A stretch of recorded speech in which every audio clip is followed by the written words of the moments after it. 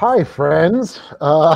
This is Shane Stevenson here at the Buffalo Naval Park, and going to be bringing you a pretty comprehensive discussion on today is a very special day. It's an anniversary of the loss of the USS Juneau. Discussion on today is a very Does someone have their YouTube on?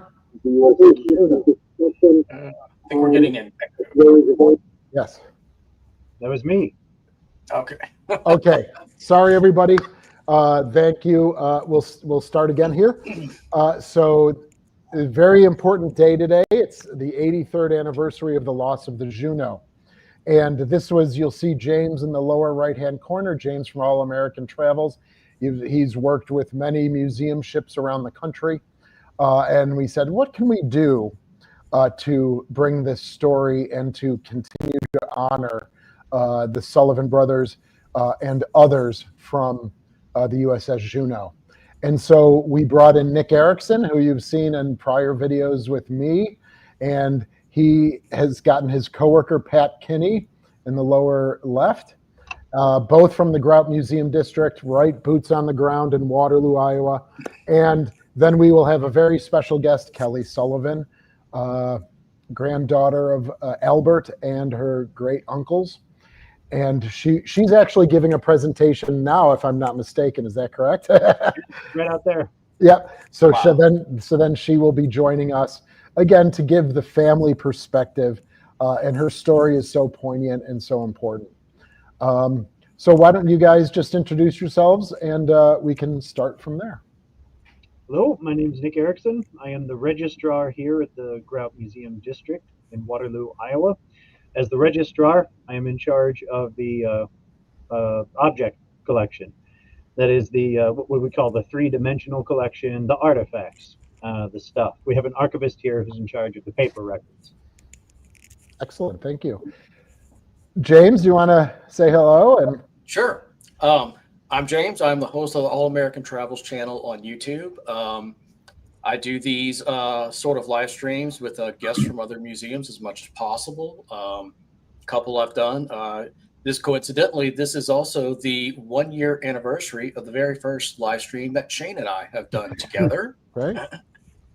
So I've done some, yeah. So I've done some with Shane.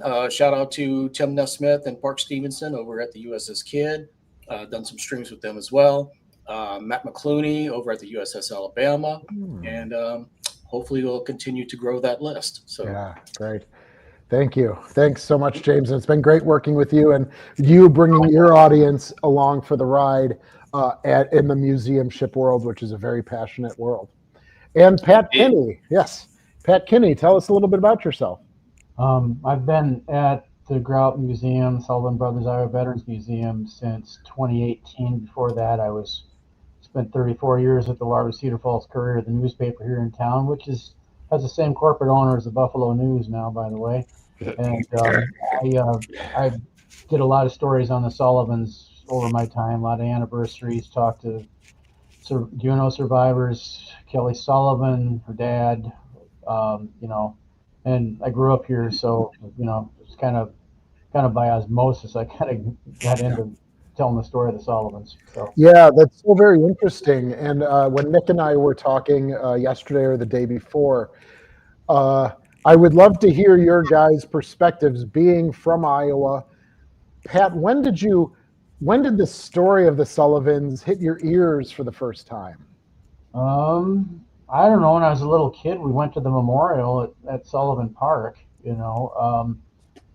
There was a long time when there was a long quiet period with the Sullivans, the 70s and 80s, when Alita and Genevieve passed away. That got some attention, but it really kind of revived itself when they renamed the convention center in town here after the Sullivans, and that kind of got the ball rolling. And then Ed Gallagher was a prominent attorney in town and was a Navy Pacific War veteran, and Roger Olson was another Navy veteran. They got together and built this nice addition onto the Grout Museum District. This is the Sullivan Brothers Iowa Veterans Museum, and things have taken off from there in big and small ways. We have a veterans coffee every Wednesday. It started with about half a dozen vets, and we draw easy 50 every week, and they have service workers and counselors and everybody come and activities, and it's just a really nice place for the veterans to hang out. And that's just among the other things we do, plus educating the kids too.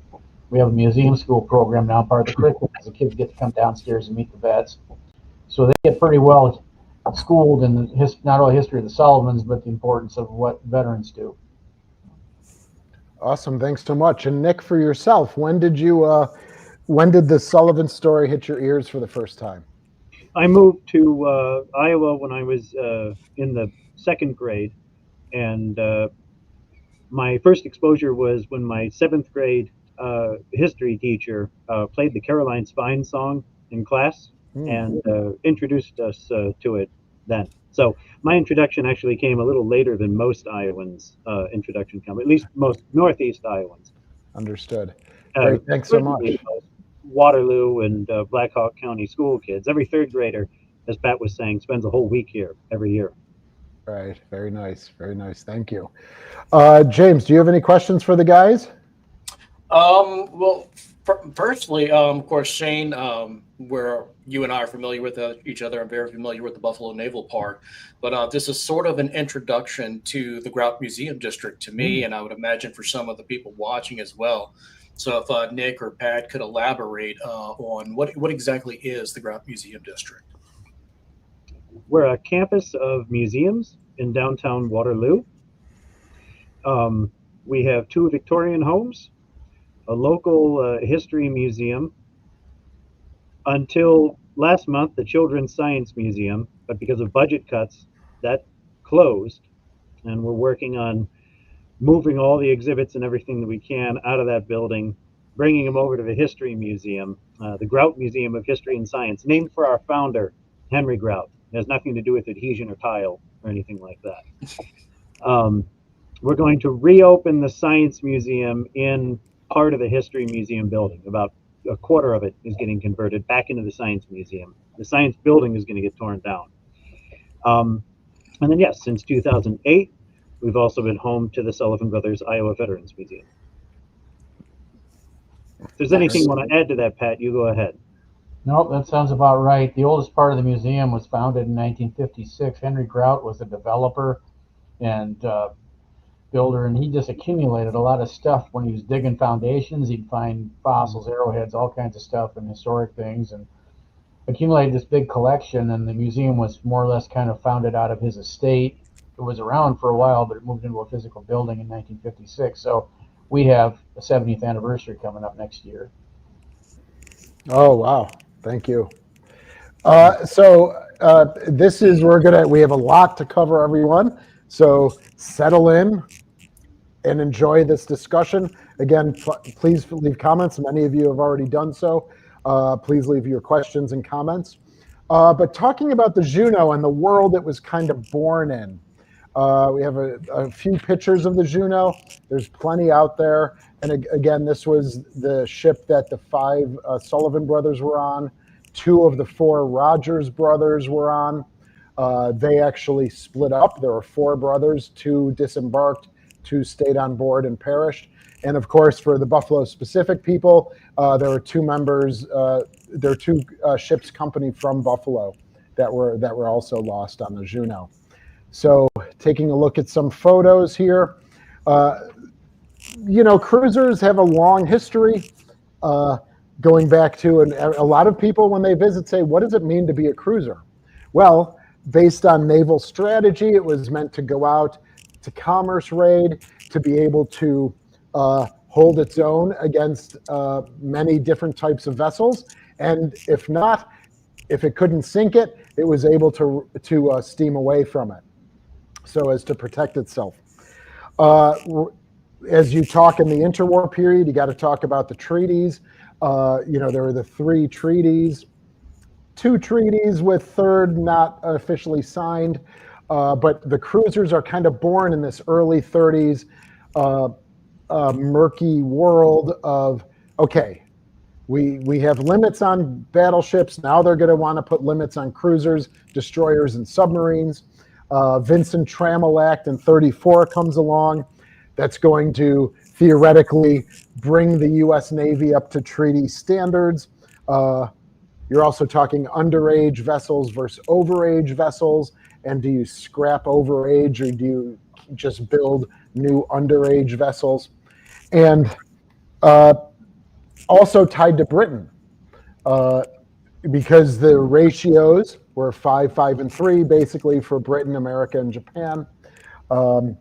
We had to kind of consent to what Britain's needs were as well. And so we're looking at Japan, saying this could be a potential belligerent against us.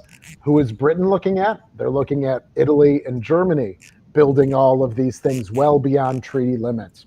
So different strategies, different platforms that are needed for Britain and America, and they had to try to tie together. So the General Board asks, the General Board of the U.S. Navy asks for some preliminary sketches. First thing is the speed that they want to address, make sure that the cruisers can be up potentially faster than other belligerents. And of course, second most important would be the armaments. So the General Board asked for sketches of a 3,000 to 3,500 ton destroyer leader. They asked for a 5,000 to 5,500 ton light cruiser, and then a 7,500 to 8,000 ton general purpose cruiser. Again, addressing speed and armament. Well, by 1936, 26 different sketches were provided. And so the Juneau and the Atlanta and the further-ons in that class became an amalgam of a destroyer leader and a cruiser. All right, but they also, as we tragically see, especially with Atlanta and Juneau, that they didn't really know the missions as of yet of what these ships should be doing. Are they destroyer leaders? All right. Are they steaming with a destroyer squadron and then could, use their 1 caliber ship to attack multiple destroyers? Or are they going against surface vessels of Japan and Germany, of the cruisers that are a little bit heavier? So they don't really know until really the loss of the Atlanta and Juneau to say, okay, we need to pull them back and use them in this one particular way. All right, so they did go for 1 caliber as opposed to 2 caliber ships, just to fit that tonnage that they needed. Shane, just a quick question for you. Do you know how many ships were in this class and how many of them were lost in the war? Well, I think there's 4 of the original construction. Then they did 4 follow-ons, and the first 2 were lost, Atlanta and Juneau. Okay. And they were lost in the first battle that they participated in. Nick and I were talking about that yesterday. So to be lost in the first battle, surface battle, is pretty startling. And I think the U.S. Navy recognized that and made wartime modifications to the follow-on ships to make sure that they were not put in that situation again. Right. So this is where the Juneau is born from. The treaties, what is Britain doing? What are Britain's needs? What are America's needs? What is Japan doing? What is the tonnage that we can use? What is the calibers that we should have on 5-inch, 6-inch? And then what is the ultimate mission of these ships? And so that's when the boys join. Captain Swenson, who you'll learn a lot about, has a tall order. So any other thoughts or questions about that? All right. Yeah, we noticed, sorry. No, go ahead. You mentioned that the first 2 sink, and the important lesson to take away from that is, it's the first 2 sink, but it's 100% of all the Atlantas that engage in surface combat are sunk doing so the first time they do it. And it's just astounding. It's a question of what do we use these ships for? Yeah. And Captain Swenson was worried that the ships were going to be misused. He wrote that letter to the Bureau of Ships. Were you coming to that, Shane, that letter? No, go ahead. Oh, well, after her shakedown, he writes a letter to the Bureau of Ships expressing his concerns that her turning radius is too wide. She's not maneuverable enough to conduct ASW, which is kind of like maybe what she was planned for, right? and he's worried that she's going to get misused as like primarily an ASW vessel. She ultimately is misused, just not in that same way. She's misused in a slugfest, out of necessity, of course, right? Right. Yeah. Okay. We do have we've got a question from Matt Dominique. Is there a Mustang hanging from the ceiling? Oh, it doesn't Yes. look like a question. It looks like he's jazzed about our P-51. Okay, good. So there it is. All right, that's great news. Okay, That Mustang is a to-scale replica of a plane that was actually flown by a pilot from Mason City, Iowa. His last name was Abernathy. He oversaw when we put it in place at the museum, and he also donated film from his gun carriage in the wings of his plane. So we've got video of his plane hitting ground targets, like blowing up trains and things like Oh, that. nice. Yeah, awesome. Thank you. So yes, please head over to Iowa and go visit. All right, so I'm going to bring up the next PowerPoint. All right, and then this is for Nick, and talking about, we're going to go very comprehensive into the life of the Juneau, life of the five brothers, of course. And again, hopefully you'll get a lot of great information. And thank you to Nick and to James and to Pat for being here again one last time before we kind of sink our teeth into everything here. So you should see that. If you want, I can remove all the people and we can just have a full screen, but you'll be able to hear Nick. So let's try this for a bit.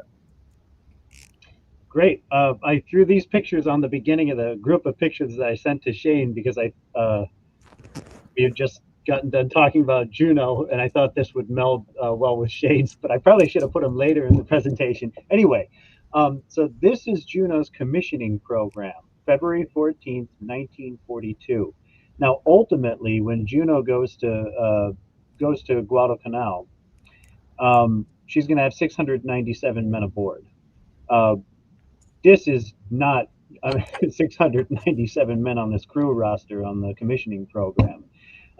We skipped a page. There's a page of officers that comes before this, but for size, we skipped that one. And most of the officers are accounted for. But look how small the crew list is. I haven't counted this. I don't think Shane has either. So basically what we're looking at is the ship's crew that have been assigned to the ship prior to the commissioning, and then there was another edition of the commissioning crew. I mean, is that what we're seeing here, right? Yeah. And so I use the Sullivan brothers as an example. They're there on commissioning day, but they're not in the program. Yeah. Because they didn't arrive in time for the programs to get printed. Yes. And this is the only page. Let's make this clear. That you don't turn the page and there's more. This is the whole ship's company as you see it listed in the book. Are the Rogers brothers on here? I will, as we go through, I'm going to bring that up and bring it up Zoom a little bit more. Okay. So so this is a PowerPoint, so I'll be turning the slides here. So what do we have here, Nick?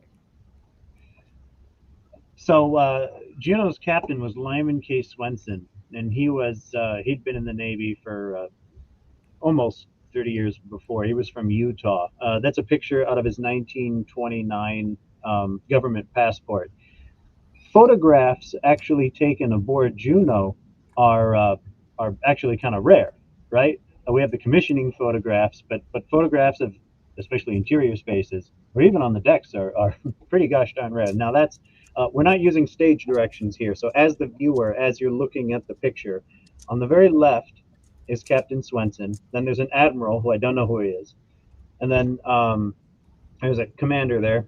That's Commander Bob Moore, the executive officer, and then another commander. I don't know who he is. This picture was taken on the superstructure deck, what otherwise is referred to as the O1 level, but it's the superstructure deck on plans for Juneau for some reason. This is right below the pilot house. So the pilot house would be way above the top right corner of the photograph right there. And she's wearing her measure 12 with splotches, I think is what it's called. And Shane, was Juneau the first ship commissioned in camouflage?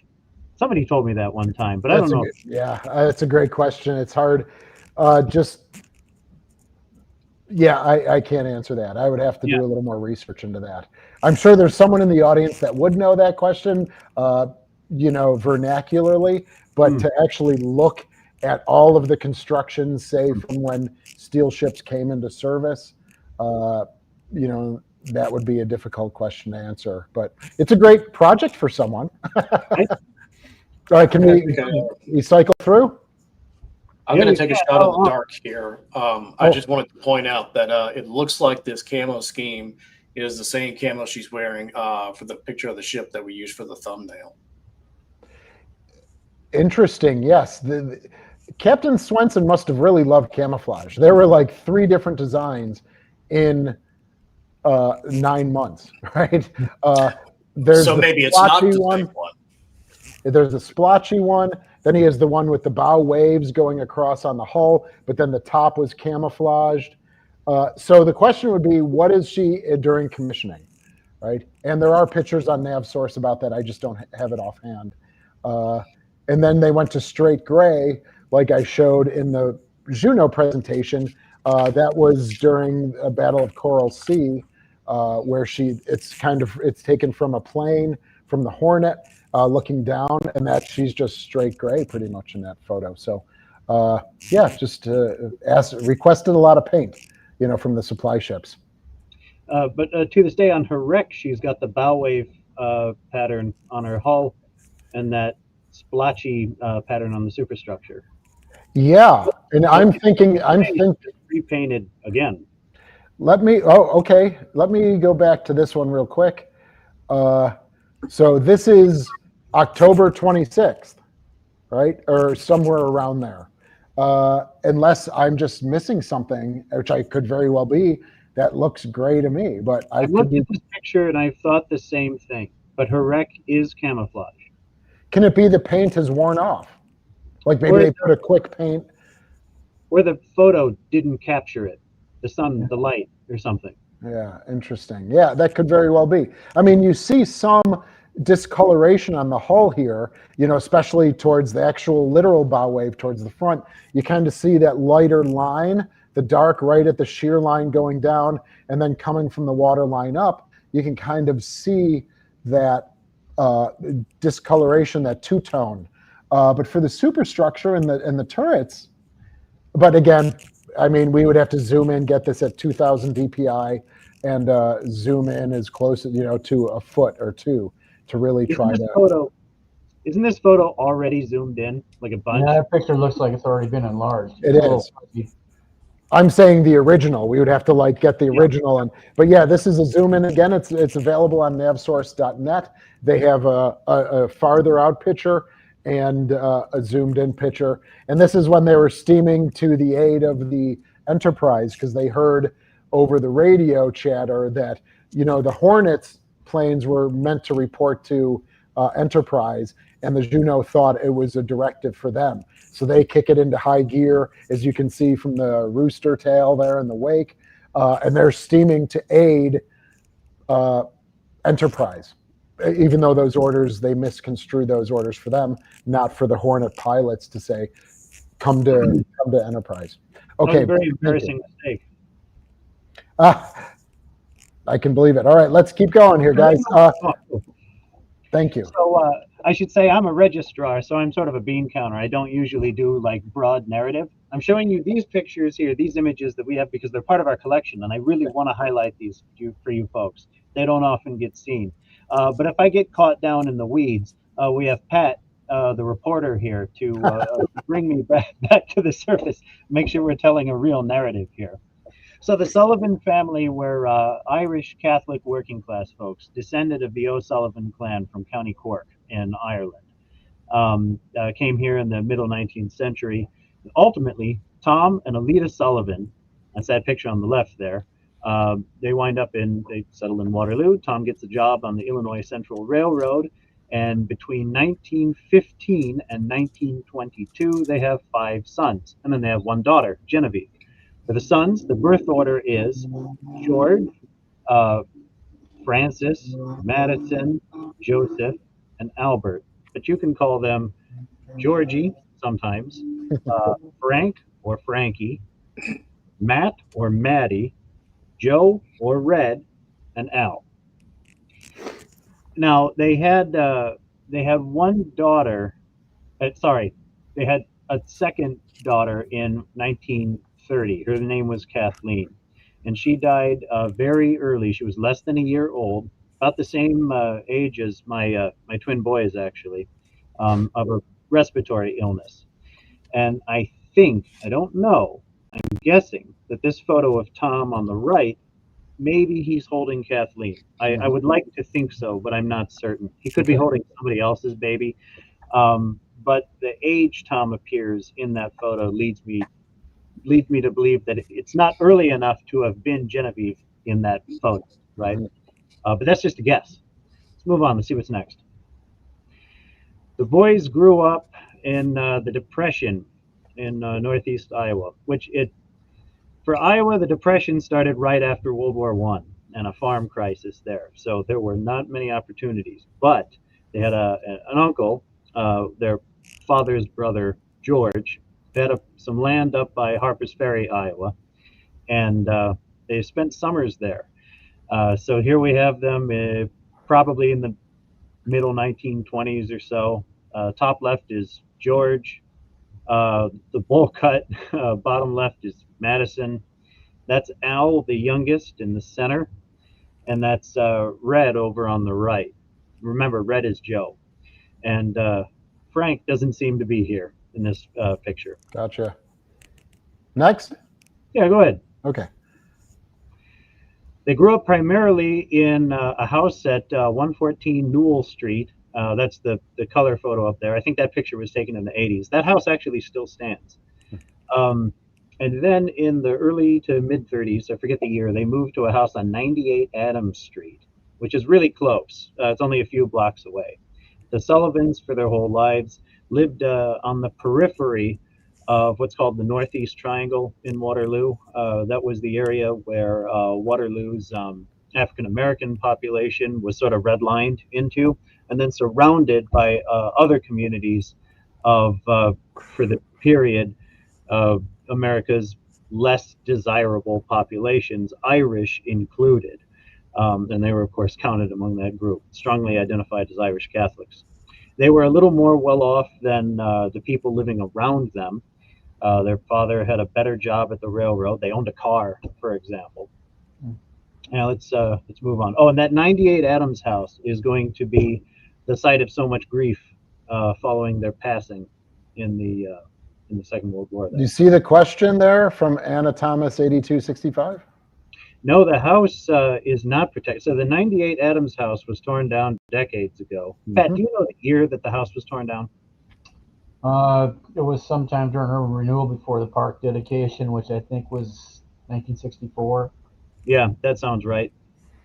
The 114 Newell house is not protected. It's a rental property now. And I don't know what to do about that. Don't want to publicize it too much. I mean, there are people living in there. Maybe what would a landlord do if he realized? I don't know. I don't know the answer to that. Yeah. I'm just the registrar. But if that episode in the movie is real, where the brothers cut a hole in the house to make a woodshed or whatever that scene was, that would be in that house. So that would be in the Newell house. That'd be in the Newell house. That's right. Yeah. Okay, gotcha. Yeah. I mean, that's the real childhood home. You bring up the movie. I do have a quick question about that. Since we were kind of going through some of the nicknames the boys had, Al in the movie, they called him Small Change. Do we know if that was a real nickname the brothers used for him? I don't know anything about that, but the family were consulted for the film. Whenever this is spoken about or written about, and it says 20th Century Fox used the family as consultants, the next sentence in any book usually says, this is more for publicity's sake than in any actual practical function. I don't think that's true. I mean, a whole bunch of what happens in the movie is true to life, like ish, right? It's Hollywood. But for example, the whole movie was filmed in Santa Rosa, California as a stand-in for Waterloo, and the interior of the church that they used for the film is almost a one-to-one copy of St. Mary's, the church they attended in Waterloo. In fact, there's a lot of folks around here who actually think they filmed those scenes in St. Mary's, and they didn't. That's not possible. The film was made in like 4 weeks, all inside November of '43, all out in California. It would be in the newspapers if they brought the whole production to Waterloo. It would be in our museum, but it's not. Got it. What do we got here, Nick? Yeah, we have a lot to cover today. We do. This is the raft packing plant. According to its own 50-year anniversary booklet that was published in, I think, '43, the largest meat packing center in the United States. When the brothers had a job, they worked at Raft, and they didn't always have a job. Come on in. Got my dad too. Oh, Can I my put goodness. my- What is he too? going to do? He's watching the movie. Kelly's here. Hello. Hi, everybody. Kelly. Hello. Hello. What a pleasure to have you, Kelly. Thank you. Yes. Thanks for having me. Yes. Hello. We've got a bunch of people online, and so here we have Kelly Sullivan joining us. You were just at an event just down the hallway there or something. Yes, absolutely. I just did a speech. I'm going to grab my dad in a minute too. He's the only child born of the 5 Sullivan brothers. So there were 5 boys: George, Frank, Joe, Matt, and Al. And my dad is the only child with 5 boys. So Yes. he's in watching Wow. the movie The Fighting Sullivans, but I'll go grab him because that'll be cool. Awesome. All right. I'll be right back. Thank you. How about that for an awesome surprise? I know, right? It was going to be James and Shane, then we got Nick, then we got Pat, then we got Kelly, and now we're going to have Jim. We're going to have Jimmy, who I've never met. I've met Kelly a bunch of times. Jimmy's been to Buffalo maybe 3 or 4 times in his life, especially when the Sullivans 537 arrived. But I never have met Jimmy face to face. So, he's older. Is he 84 or something like that? Do you guys know? He's about 84. That's right. Yeah. Well, this is very exciting. So, boy, what are we going to do with the PowerPoint now? How do you think? We're just going to keep going. Okay, we're going to keep going. All right. So we'll introduce Jimmy, or let's keep going now. Everyone, we're doing this on the fly. So bear with us, of course. So let's get back to the slides here until they arrive. Meat packing plant. All of them worked there at one point in their lives, all the 5 brothers? Yeah, absolutely. Yes, they didn't always work, but when they did, they worked here. They didn't always go to school, but when they did, they went to St. Mary's for grade school, and they went to East for high school. Not all of them went to high school. None of them finished high school. Yes. Which is not, it's not that was common for the time, but it was not atypical. Especially among farming families around here, 8th grade is just about as far as you went. Yeah. Well, we've got some comments. Didn't know there was only one child. Yes, and they will tell that story better than any of us could. But of the 5 brothers, there was only one offspring, and that was Jimmy to Albert, the youngest of the 5 brothers. So you'll hear more about that right from their mouths themselves. So what do we got going on here? Well, I was just talking about the scant opportunities, right? So in 1937, the 2 oldest, George on the left there, and Frank on the right there. And look at Frank in that photograph. I love this. If you have any doubts about the hard living that men had to contend with in the 1930s, that man is in his early to mid 20s in that photograph. Yeah, he looks like he's about 40. Yeah, he looks good 10 to 15 years older than what he actually is. Absolutely. Oh, good. I see some action. Here's Jimmy. Oh, we have Mr. Sullivan. Yes. Hey, Eric. Hey, Nick, can we move those Post-it notes? Yeah. Okay. Well, let me bring this right up here. This is amazing. See. What a pleasure. Oh, what a pleasure. Right there, Dad. Mr. Sullivan, hello. Hello, how are you? Say hello there. Hello. Hello. So I'm Shane. I'm from the Buffalo Naval Park, home of DD 537. You've been to Buffalo a few times in your life since the ship arrived. So, but we've never officially met, and it's such an honor to meet you, sir. Even if it's from a distance. And thank you for today is monumental day for your family. So thank you for participating in all of the events with your daughter, Kelly. Thank you very kindly. Dad, Shane, I'm a big fan of Shane's. He's quite wonderful, and I actually think of him as a brother, a little brother. I think I'm older than you, I think, but he reminds me of my brother John. Just a great guy, and when I go to Buffalo, I get to hang out with him. All right. So it's really nice, and sometimes we'll share a pint, which is nice. Yes. Very nice to meet you, sir. James, do you want to introduce yourself?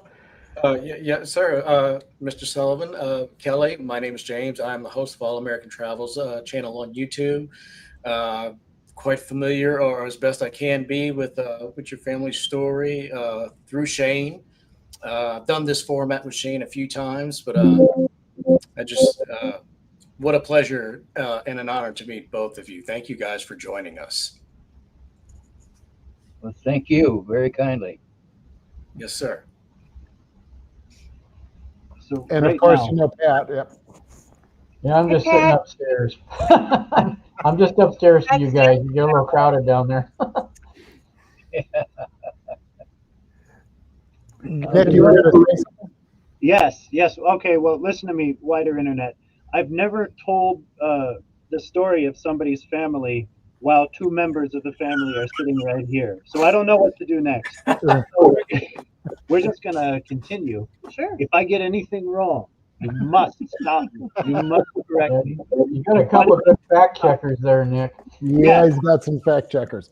You've got the ultimate fact checkers right here.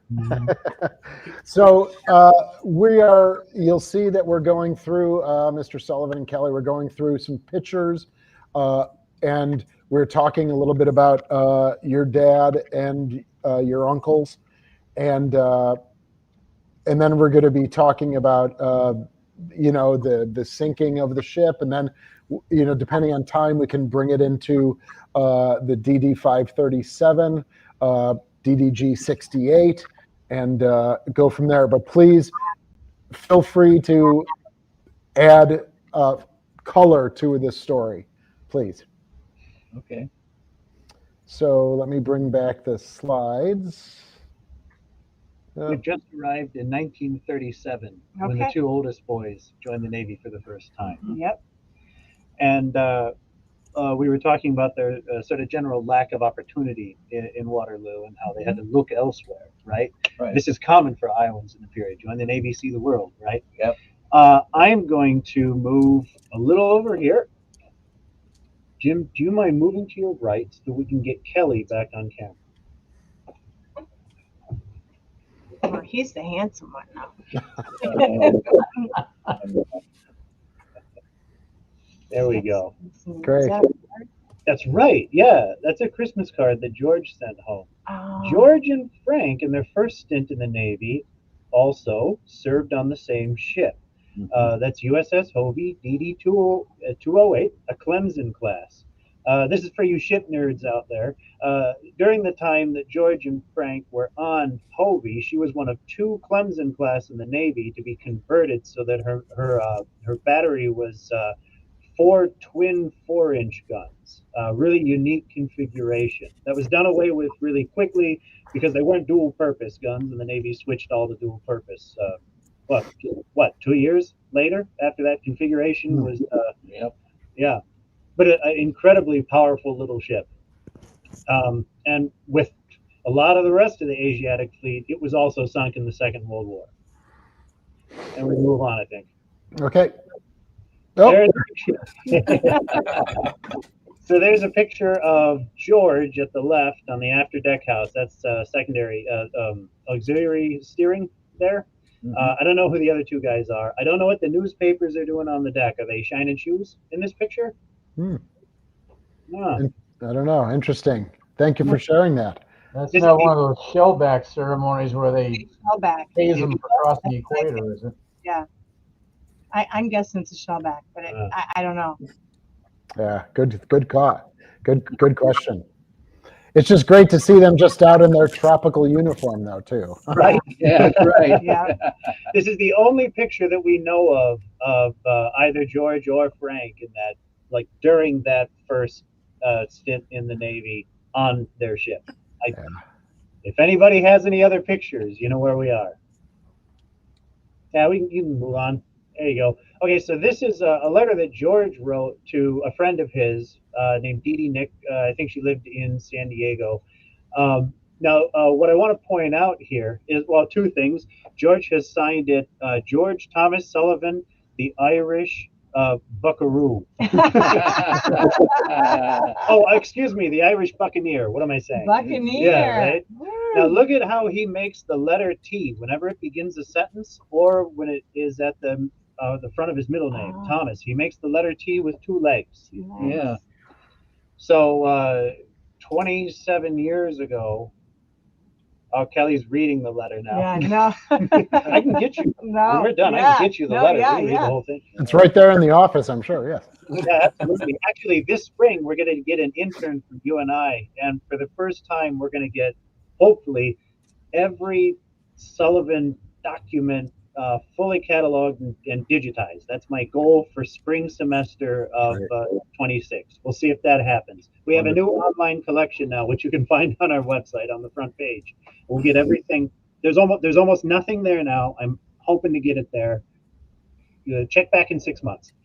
Right. Anyway, move on to the next slide.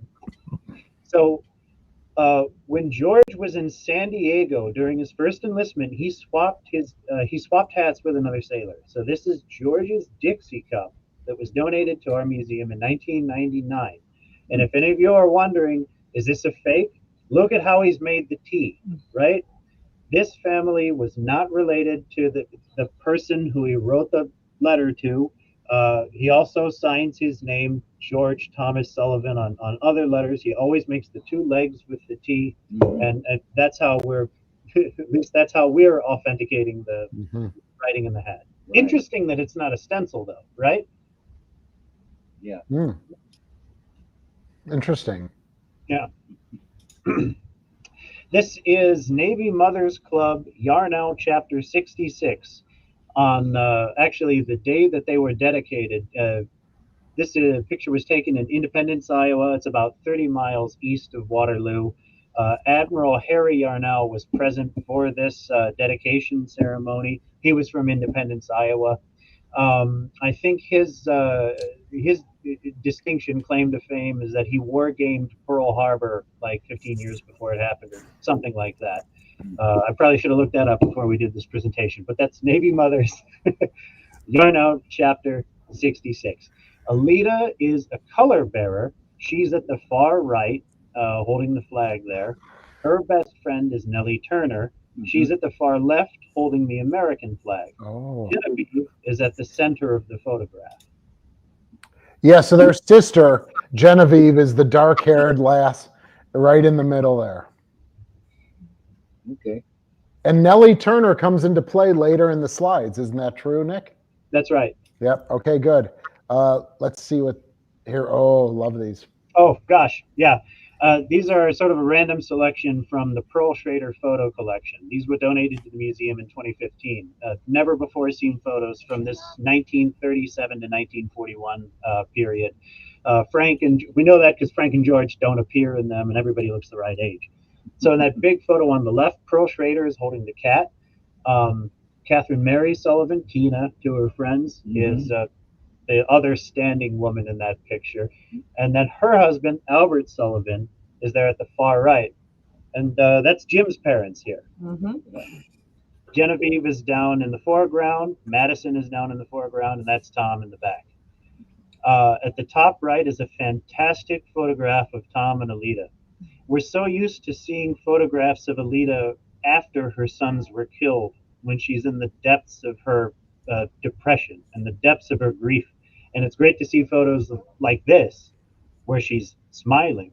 Shane, in the past, you've said you can darn near date a photo of Alita based on her her disposition in the photograph. Yeah, usually. And then down at the bottom right is Genevieve on her brother's Harley Knucklehead. Red was a motorcycle enthusiast and an early member in Brokaw's Black Hawk Motorcycle Club. Is it Pat? What's Brokaw's first name? I don't know that, Nick. Okay, gotcha. Yeah. There was a fellow named Brokaw who owned a motorcycle dealership in town who started a motorcycle club so that he could sell more motorcycles. And Red was one of the early joiners, and it all grew up around them. Eventually, George is going to join in that brief period when he's home at the end of his first enlistment during 1941. So we should point out that on the right-hand side of the larger photographs, you've got Albert and Catherine Mary, and Jimmy is their offspring, and Kelly is the granddaughter. So it must. How does it feel to see pictures? And you've probably seen these images before, but how does it feel to see pictures when they're youthful and young, and before potentially, before Jimmy, you came along, things like that? How does that make you feel? I like it. I Good. really, yes. A lot of these pictures we actually haven't seen because there's just not a lot out there that the family had, but people donate them. So these pictures are fantastic because there's people in the community that donate them. Have you ever seen that picture, Dad? Because we just got that 2 years ago in 2023. So it's neat because we haven't seen those, but it looks like Grandma. She's so pretty. I love how she looked when she was young. Yeah. Yeah, she had such an interesting, just a pretty face, very youthful looking, and Yep. Yeah. very good. We'll continue on here. Okay. Yep. Okay. This will take some explaining. This is complicated. Okay, so, well, not this first one. Anyway, so what we're going to listen to now is some audio that was made on Friday, July 11th, 1941.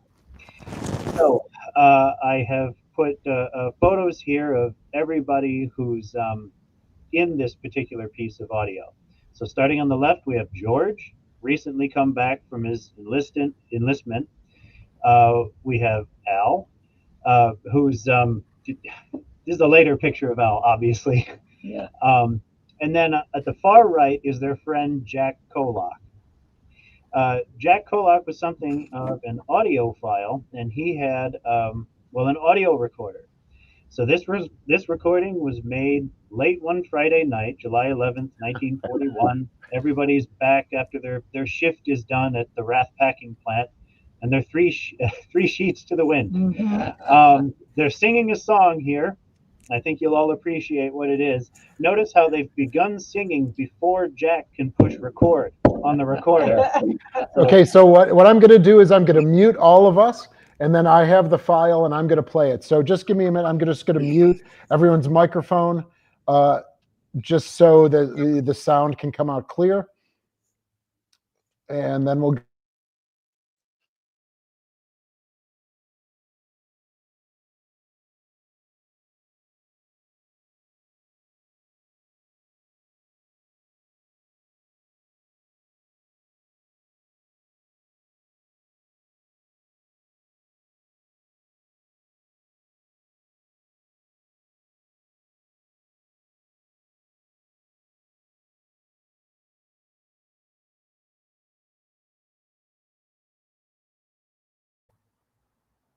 Oh, I muted my microphone. Okay, let me try that again, everyone. Sorry. Let's try this. And give me the thumbs up if it's good. Okay.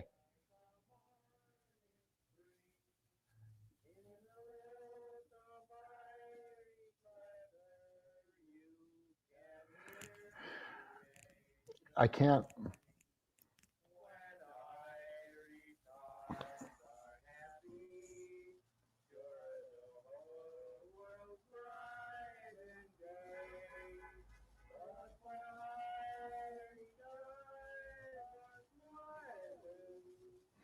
I can't.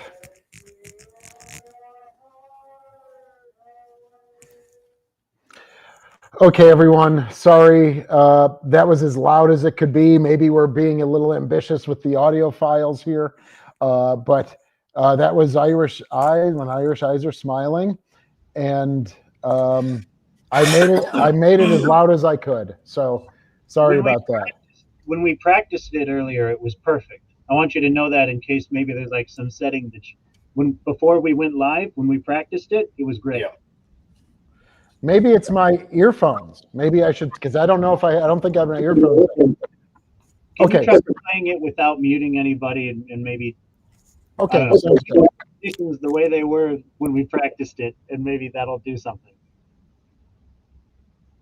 He's muted. I can't hear him. This is funny. This is pretty funny. We're live. Yeah, I was still need to hear okay. He's muted himself again. No, I think because he took his headphones off, it's on a different setting. Yeah, I think when he unplugged his headphones, it auto muted him. Yeah. There you There you go. Yeah, do it.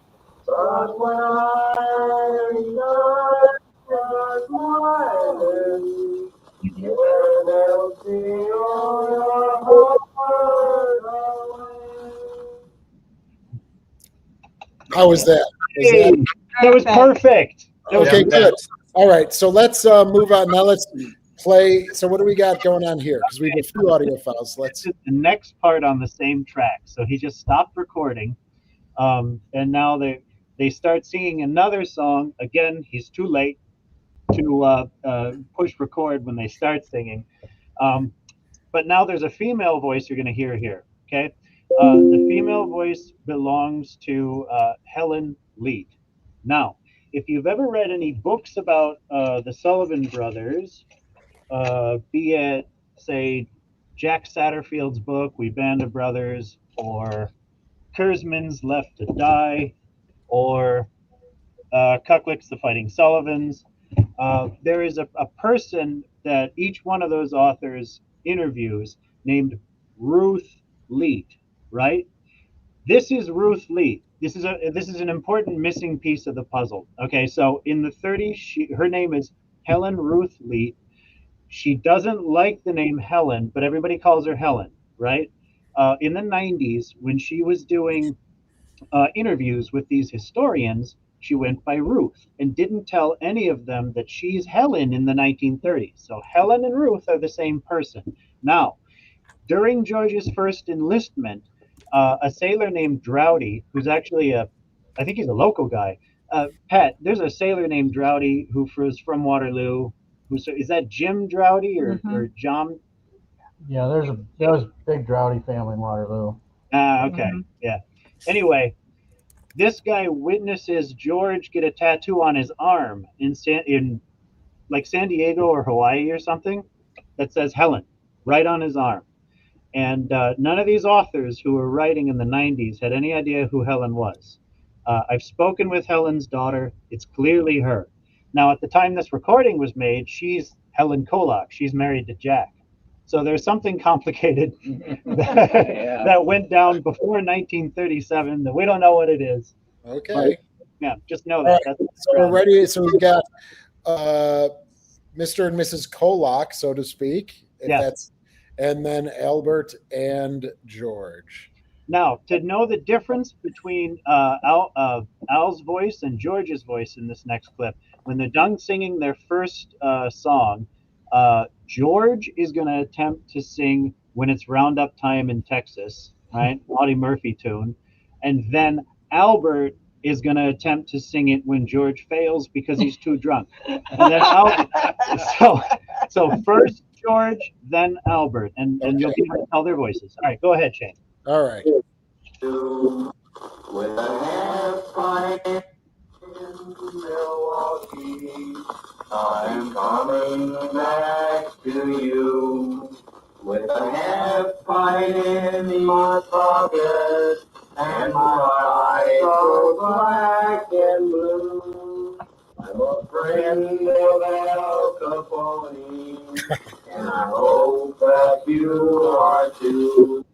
When it's springtime in Milwaukee, I'll be coming back to you.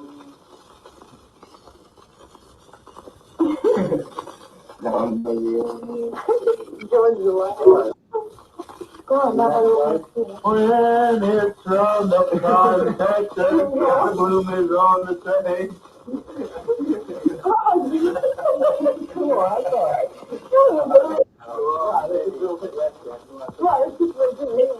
I would like to be in Texas, just riding on the rain.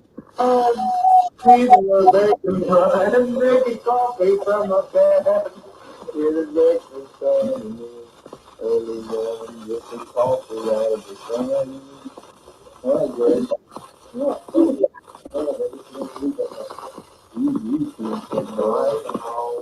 Goodbye now. Okay, so yeah, there's some giggling, there's some laughter. Nice. And again, thank you everyone for cranking up that volume, putting out headphones maybe when you wouldn't normally. That's the. Hey Nick, are these files on YouTube? Oh, they will be. They will be. We got the first one uploaded to YouTube. We'll get the rest of them uploaded. Very good. Okay, thank you. So what do we have? We have 2 more audio files. Let's check. And now we've got these We're 3. going to leave the last audio file to way later in the presentation, but this one, we don't know the date this was made, but this one is the Kolaks and Frank. Now, Frank is going to tell a funny story about a guy he knows named George who tried to raise some rabbits. I think this must be Uncle George from Harper's Ferry, but I don't know. Now, I need to warn you guys that it's really hard to tell what George is saying, but this is the only known recording. Frank, excuse me. It's really hard to tell what Frank is saying. The audio is not very good, but this is the only known recording of Frank Sullivan's voice. So we're going to play it anyway. Okay.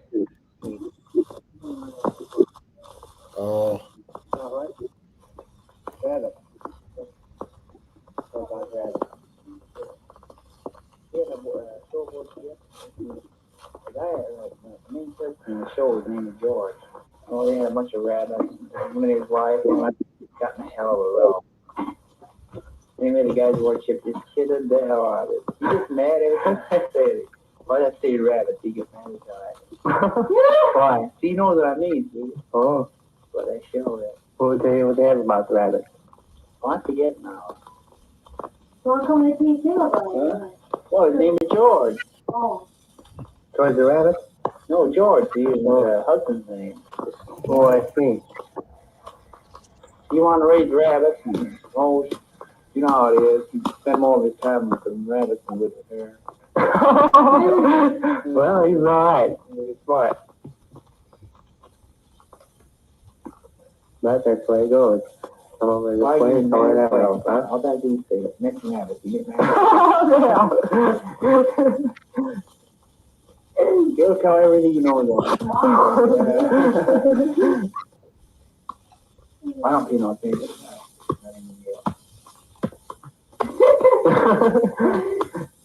I just need to get about using off the thing, too fast, and It's amazing, isn't it? It's just like kids today sitting around a kitchen table, playing around with their cell phone or something like that, and doing goofy, fun stuff that kids can do. Maybe they don't have any worries or cares in that world. You know, it's so It's interesting. a talented recording, isn't it? It's so great. Yeah. Yeah, very good. Mr. Sullivan, how is it to hear your uncle's voices and your dad's voice, coming through the computer as best as it could? I like it. I don't know what to say. Yeah, I'm just love it. very good. That's the first time he's heard it. He's never heard this before. So it's his first time hearing his dad's voice. And of course, since you were 14 months old when your dad died. But it's amazing to think about the fact that they had that technology. Because nobody had that technology back then. The only reason why they had it was because Kolaks were so involved with music. Mm-hmm. But a normal household didn't have that capability in the late 30s, early 40s. So thank goodness for the Kolaks for being musically inclined people, because that was a very rare thing for a family to have around. So. Yeah, their daughter Bonnie Kola goes on to be a jazz singer. She recorded a couple of albums in the '70s that they're pretty good. "Roll Me on the Water" is one of them. So everybody look that up. Great, thank you. A quick question concerning the recording, and has it ever been? Have you guys ever attempted to submit these recordings to someone who can? And I don't know what the profession, the name of the person would be, but someone who can clean it up and maybe distinguish some of the parts where you can't really make out what he's saying in it. Yeah, that's. I mean, so like no-ish, but that's next, right? Okay. You just heard is what the University of Northern Iowa could pull off of the record. I was having a hard time doing it myself. So that recording, as bad as it is actually we actually did get some assistance to get that pulled off of the record. But yeah, the next step would be submitting those digital files to somebody to remaster it. Gotcha. Maybe the Library of Congress could help. Right. I never even once considered that. Like, what do I do? Call them up? Yeah, just call up LOC. Say you have recordings of some of the 5 Sullivan brothers. Yeah, they'll kind of jump on that, I would imagine. Thank you. So let's. What do we got next? Yes, this is Bill Ball. Unfortunately, the picture of Bill Ball I have is behind glass, so you're seeing a reflection of a cabinet behind that. But Bill Ball was a friend of theirs. He lived in Fredericksburg, Iowa, north of here. And they were baseball buddies. They went to dances together. He was Genevieve's dancing partner. And actually, if we try to reel back some of the myths here at this museum and get to the real stories. A lot of people are very cavalier in describing the relationship between Bill Ball and Genevieve. I'll tell you right now, it does not seem like they were dating, but they were almost certainly friends. If they were dating, or I have sometimes heard engaged, that would have made the newspapers, right? If Genevieve grieved Bill Ball's passing, and he died at Pearl Harbor, is what I was building to. Excuse me, I'm not good at this. Bill is going to get killed at Pearl Harbor. If Genevieve grieved, she did not do so publicly, right? She did so darn near in secret. Okay, so Bill Ball is their friend from Fredericksburg. He served on the Arizona with his brother, Maston Ball. Bill is killed in the attack on Pearl Harbor, December 7th, 1941. And he is cited by the brothers in newspaper articles after they've been inducted on January 3rd, 1942 in Des Moines into the U.S. Navy as the reason they joined up. And that's factual. Though we will, when the brothers got news of Pearl Harbor over the radio, like everybody else, they were at home. So was one of their friends, Paul Hamilton. That's Red's friend from the Black Hawk Motorcycle Club. And he said he witnessed them all decide to join up that morning, after they heard about the attack on the radio. They could not possibly have known that Bill Ball was killed, not in that moment. But they decided to join up then and there. When they found out later that he was killed, it only doubled their resolve. Quick comment on Bill Ball. He perished on the Arizona, did he not? Yeah, I hope I said that. Yes. Okay, good. Yeah, just to confirm. Yeah, that's right. Yes. Did his brother make it out? His brother did live. Yes. It's an interesting connection, Shane. The 2 of the 4 surviving Fletcher-class destroyers out of 175, they both have roots on the Arizona.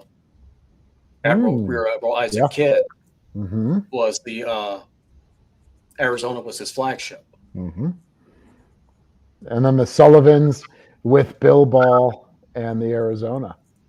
Yes. Yeah, good point. That's worthy of another video. Yeah, it is. Some point in the future. Yeah, absolutely. To dig deeper into those relationships. Yeah, very nice. Well, this is a fabulous photo of the boys. What do we got going on here? This photo was made in January of 1942. They're in Des Moines on January 3rd. So I don't know the date this photo was made, right? But it's probably the last time they're all together. This was taken the same day as another photo of the entire extended family gathered around a couch. Do we have that one in the slideshow or not? It doesn't No, we matter. don't. That's fine. I think they must have snapped this photo and the other photo of the extended family before they head to Des Moines for induction. Mm. So this is it. This is the last. This is actually the last time they're all at home together. Mhm.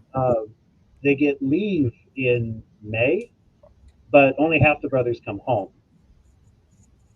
Yeah, we'll talk about that in a little bit. Yeah. Okay, so they join up on the 3rd of January. They get 4 weeks training at Great Lakes, just 4 weeks, right? And then they go to the fleet. That's right. So by contrast, George and Frank, when they were with the Asiatic Fleet in 1937, they got something like 4 months training, right? Oh. Yeah. But this is a national emergency, isn't it? Yeah. And while they're at Great Lakes, they write an astounding amount of letters, as everybody does. And this is one of my favorites. Now, I included this letter in the presentation, knowing that Kelly would be here, because this is one of my favorites. This is a love letter written by Frank Sullivan to Wilma Richmond of Waterloo. And I want to ask Kelly before I read I read the parts that I like the best in this letter. Is that all right? It is a love letter. Absolutely. Okay, thank you. We're romantics, aren't we, Dad? I'm going to pull up. Oh, oops. There are some details in the letter here that I can't see on these slides. So I'm just going to pull up the one that I have on the computer. So bear with me for a second. It's all right. We had to fit these on the slide somehow, didn't we? On the PowerPoint. All right, here it is. Okay. This is one of my favorite. Not only is it my favorite Sullivan brother letter, this is probably my favorite letter in the entire museum collection, right? Wow. So this is from the first page. Oh yes, you said you heard I had a girlfriend. She's just a friend, and she's a nice girl, but it's different with you. I really did fall for you in a big way. First time I seen you, and I still am the same way. I meant it. Whatever. I meant it. Whatever I told you, I meant it. I only hope it's the same way. And in this sentence, listen to this. Don't you worry, though, honey. There's no one else I know of that I fell for around Waterloo except you.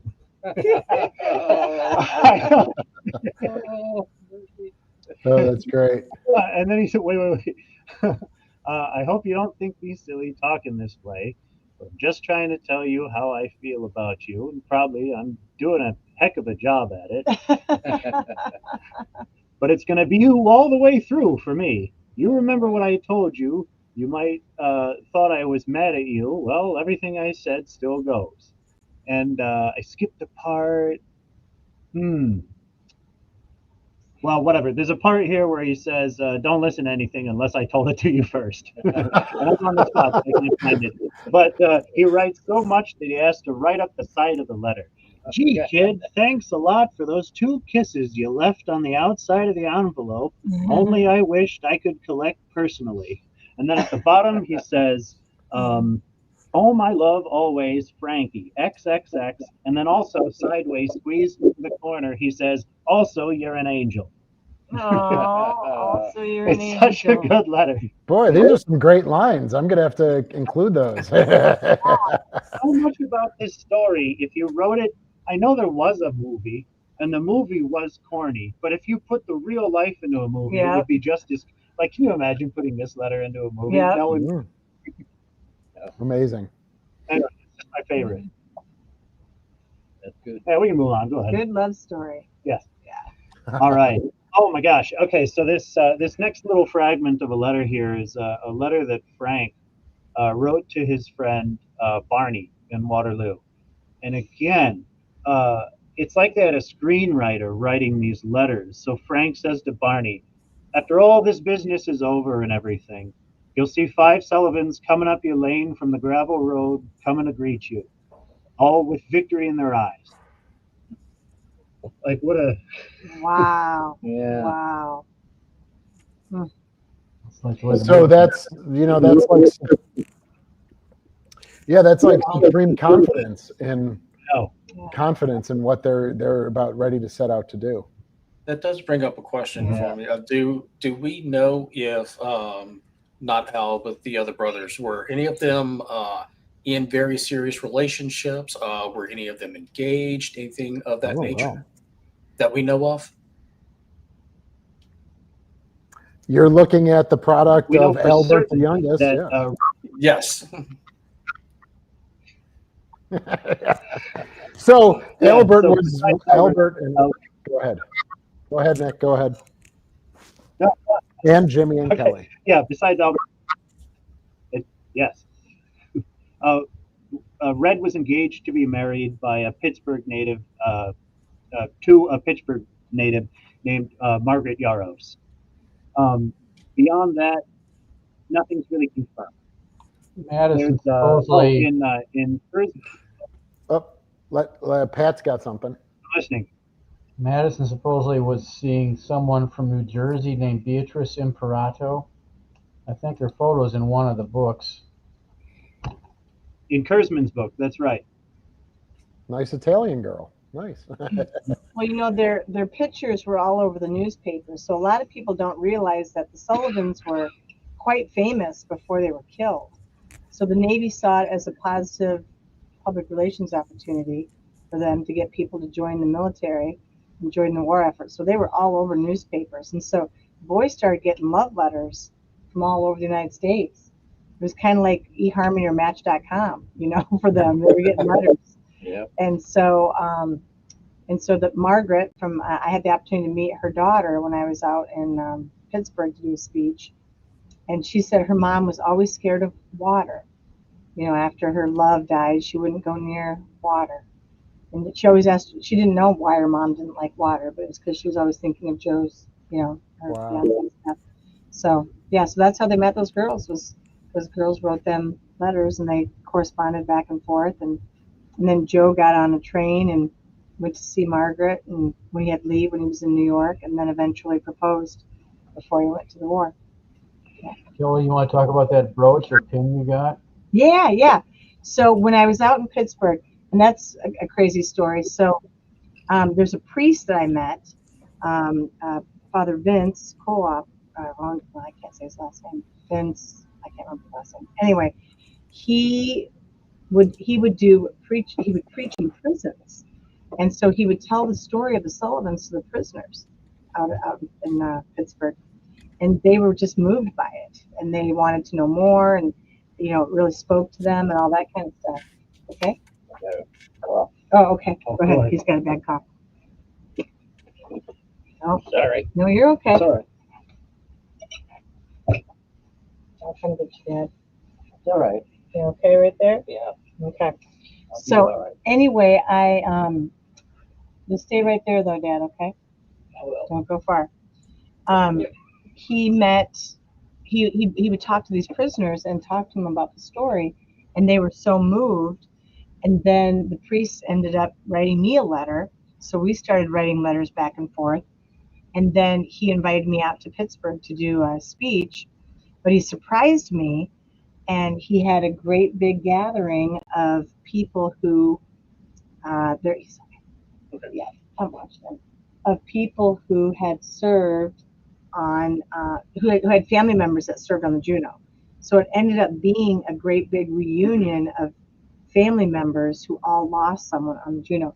Anyway, Margaret Yaros, or Jaros's daughter, was there, and she had a beautiful brooch, like just a beautiful brooch that was from the 40s, late 30s, early 40s, that she presented to me and gave to me, and my great aunt Genevieve had given it to her mom. So Margaret and Genevieve became good friends through correspondence and emails and things, or not emails, letters, of course. And So she was actually going to be in the wedding. So they were hoping to tie the knot in Waterloo, and she and Margaret had become friends. So her daughter gave me a brooch that my Aunt Genevieve had bought. So I think about maybe my Aunt Genevieve bought it here in Waterloo at a jewelry store, send it to her future sister-in-law. You know, they're building this relationship because when the war's over, she's going to come back to Waterloo. So we have another letter that Joe wrote, and Joe says in it, do you think Genevieve can get Margaret a job at Rath Meatpacking Plant? Because the boys all worked at Rath. And so, you know, he was all excited, like, let's get her a job at Rath. Let's move her to Waterloo. And then he says, we want to tie the knot in Waterloo. And then he says, one of these days there'll be another little Sullivan running around to be with little Jimmy. So, you know, and it's got Juneau stationery on that letter. So you think about this sailor in his rack, thinking about hoping to come back and get married and have babies. Yeah, it's really emotional. That letter really always gets to me. Do you want to come back, Jim? Yep. Want to come back? Or are you ready to head out? Okay.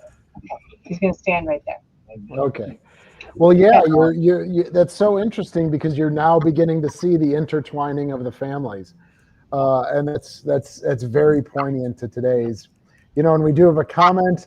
You mentioned about emailing, and so yeah, someone's saying letters are preserved, where tweets or texts or emails don't really get archived in the same way as the letters do. I have a question. Yes. Was Genevieve when you were born, Kelly? Was Genevieve still alive? Were you? And if so, did you have a relationship with her?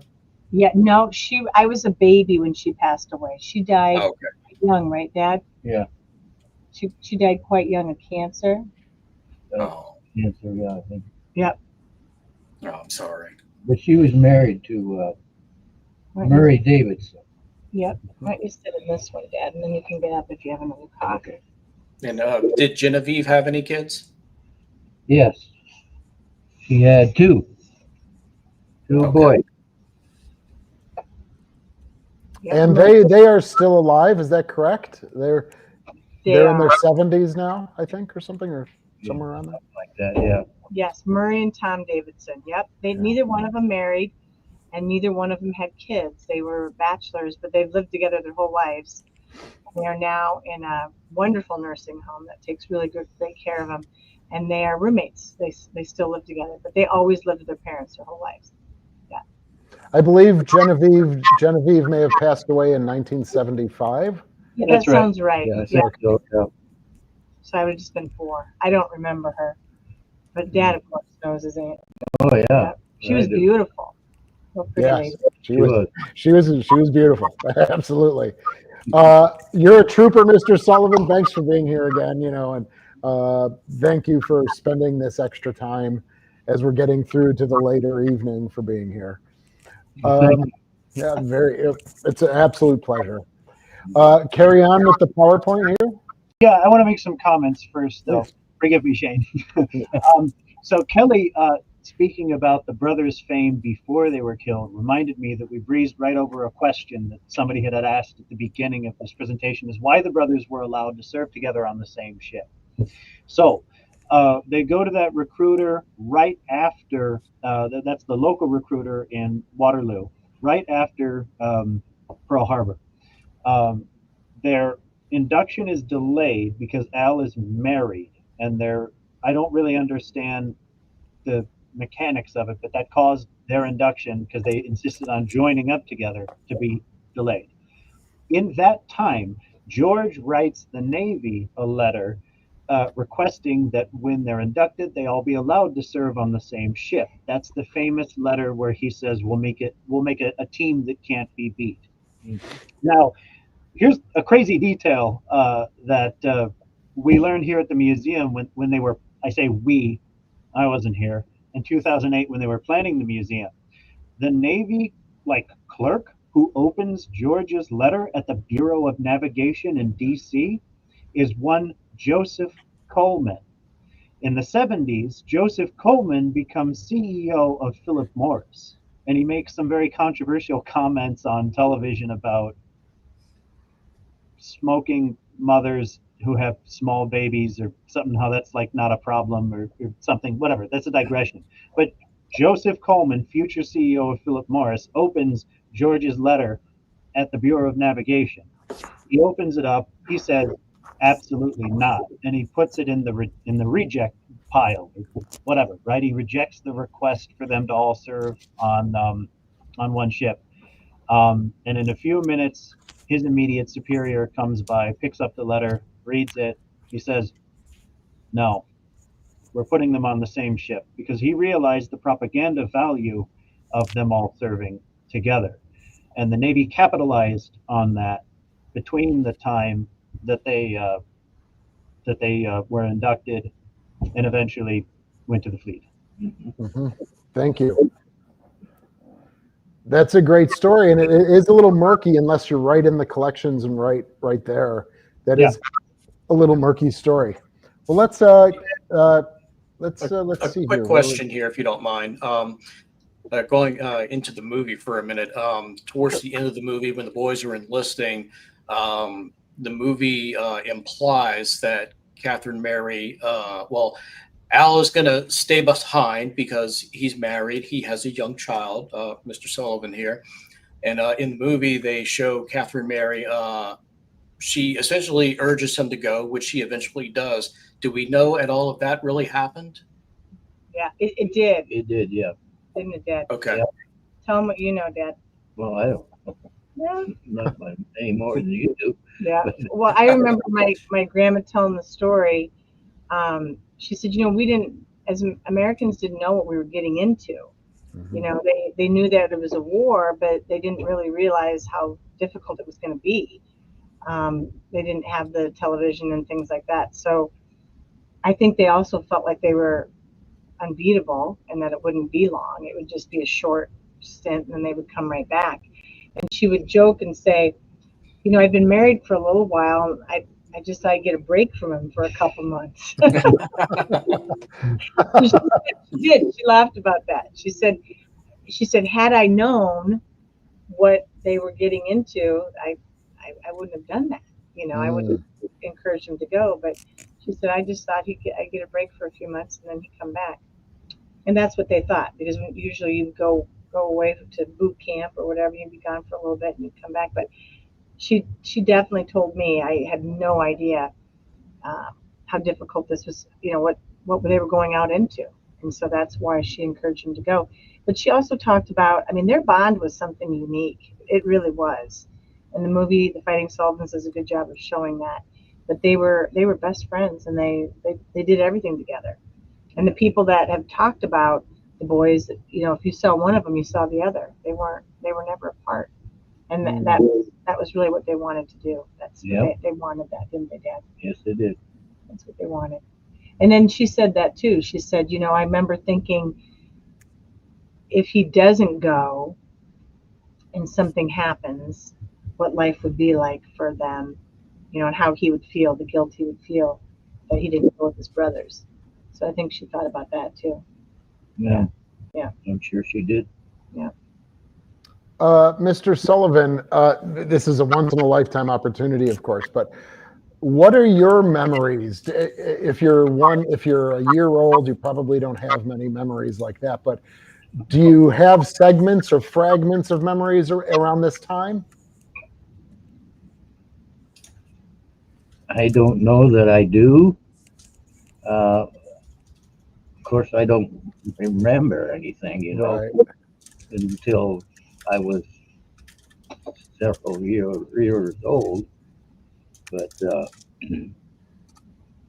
I know I remember that the things I remember was that my grandma and grandpa were very, very sad that their boys were killed, and took a toll on them. Yeah. So you're remembering the emotions that you're surrounded with. Yeah. Jim, I remember too in interviews we did early on years ago, you said some of the recollections you got from people who knew your dad and your uncles, including the handful of Juneau survivors.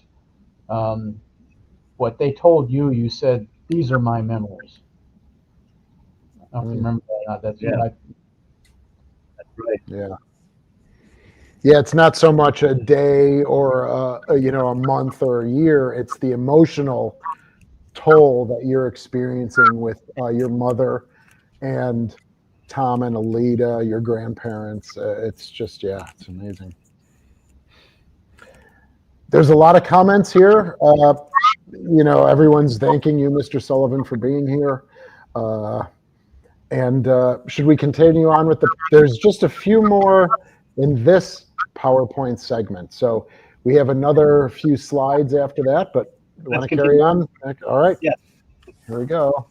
Let's see. So this next letter I included because it is the first mention of, it's the legend begins, right? So this is a letter that Joe wrote to his friend Paul Hamilton from the motorcycle club. It's postmarked January 26, 1942. Wait, Remember hold on. This is the letter with their coming back, right? And this says the 5 Sullivan brothers coming up your driveway. No, we already read that one. That's yes. Frank's friend Barney. On the right-hand side of the screen is this letter that Joe is writing to his friend Paul.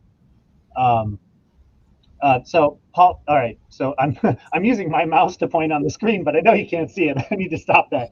It says, "Dear Ham and gang." Ham is Paul's nickname. His last name is Hamilton. So this letter is postmarked January 26, 1942. Remember, they're at the commissioning in New York on the 14th of February. So I'll just read like a quick line from this one. I'm pulling it up on my own computer. I was talking to an ensign, a big shot, the other day. From the way he talked, all 5 of us brothers are going to get on the same ship. That's at the very bottom of this letter. That's all I had to read from that letter. I mean, that's the first mention. And then on the second page, he goes to say, they think they're going to get assigned to a minesweeper, is on the second page. And then he goes on and on and on about what a minesweeper is. But obviously that didn't happen. No, it didn't. Yeah, very nice. Okay, so now I'm going to bring this down, and then we have another PowerPoint here. All right, this is cool. Amazing. What a photo. Yeah, this was taken probably also, I don't know Patrick Henry's enlistment date, but he enlisted right after Pearl Harbor. You want to talk about that, Shane? Well, sure. We've got the youngest of the Sullivan. So we have Tom Sullivan on sitting down on the left-hand side with I love those hats. I mean, come on. That's fabulous. We've also seen George earlier in the PowerPoint. All right.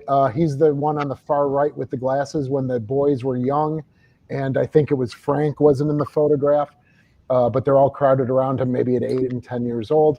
But in the middle there, you'll see a first-class engineman. And that is the youngest of Tom's brothers, Patrick. One of the amazing stories is that when DD 537 was commissioned, Patrick was aboard as part of the commissioning crew.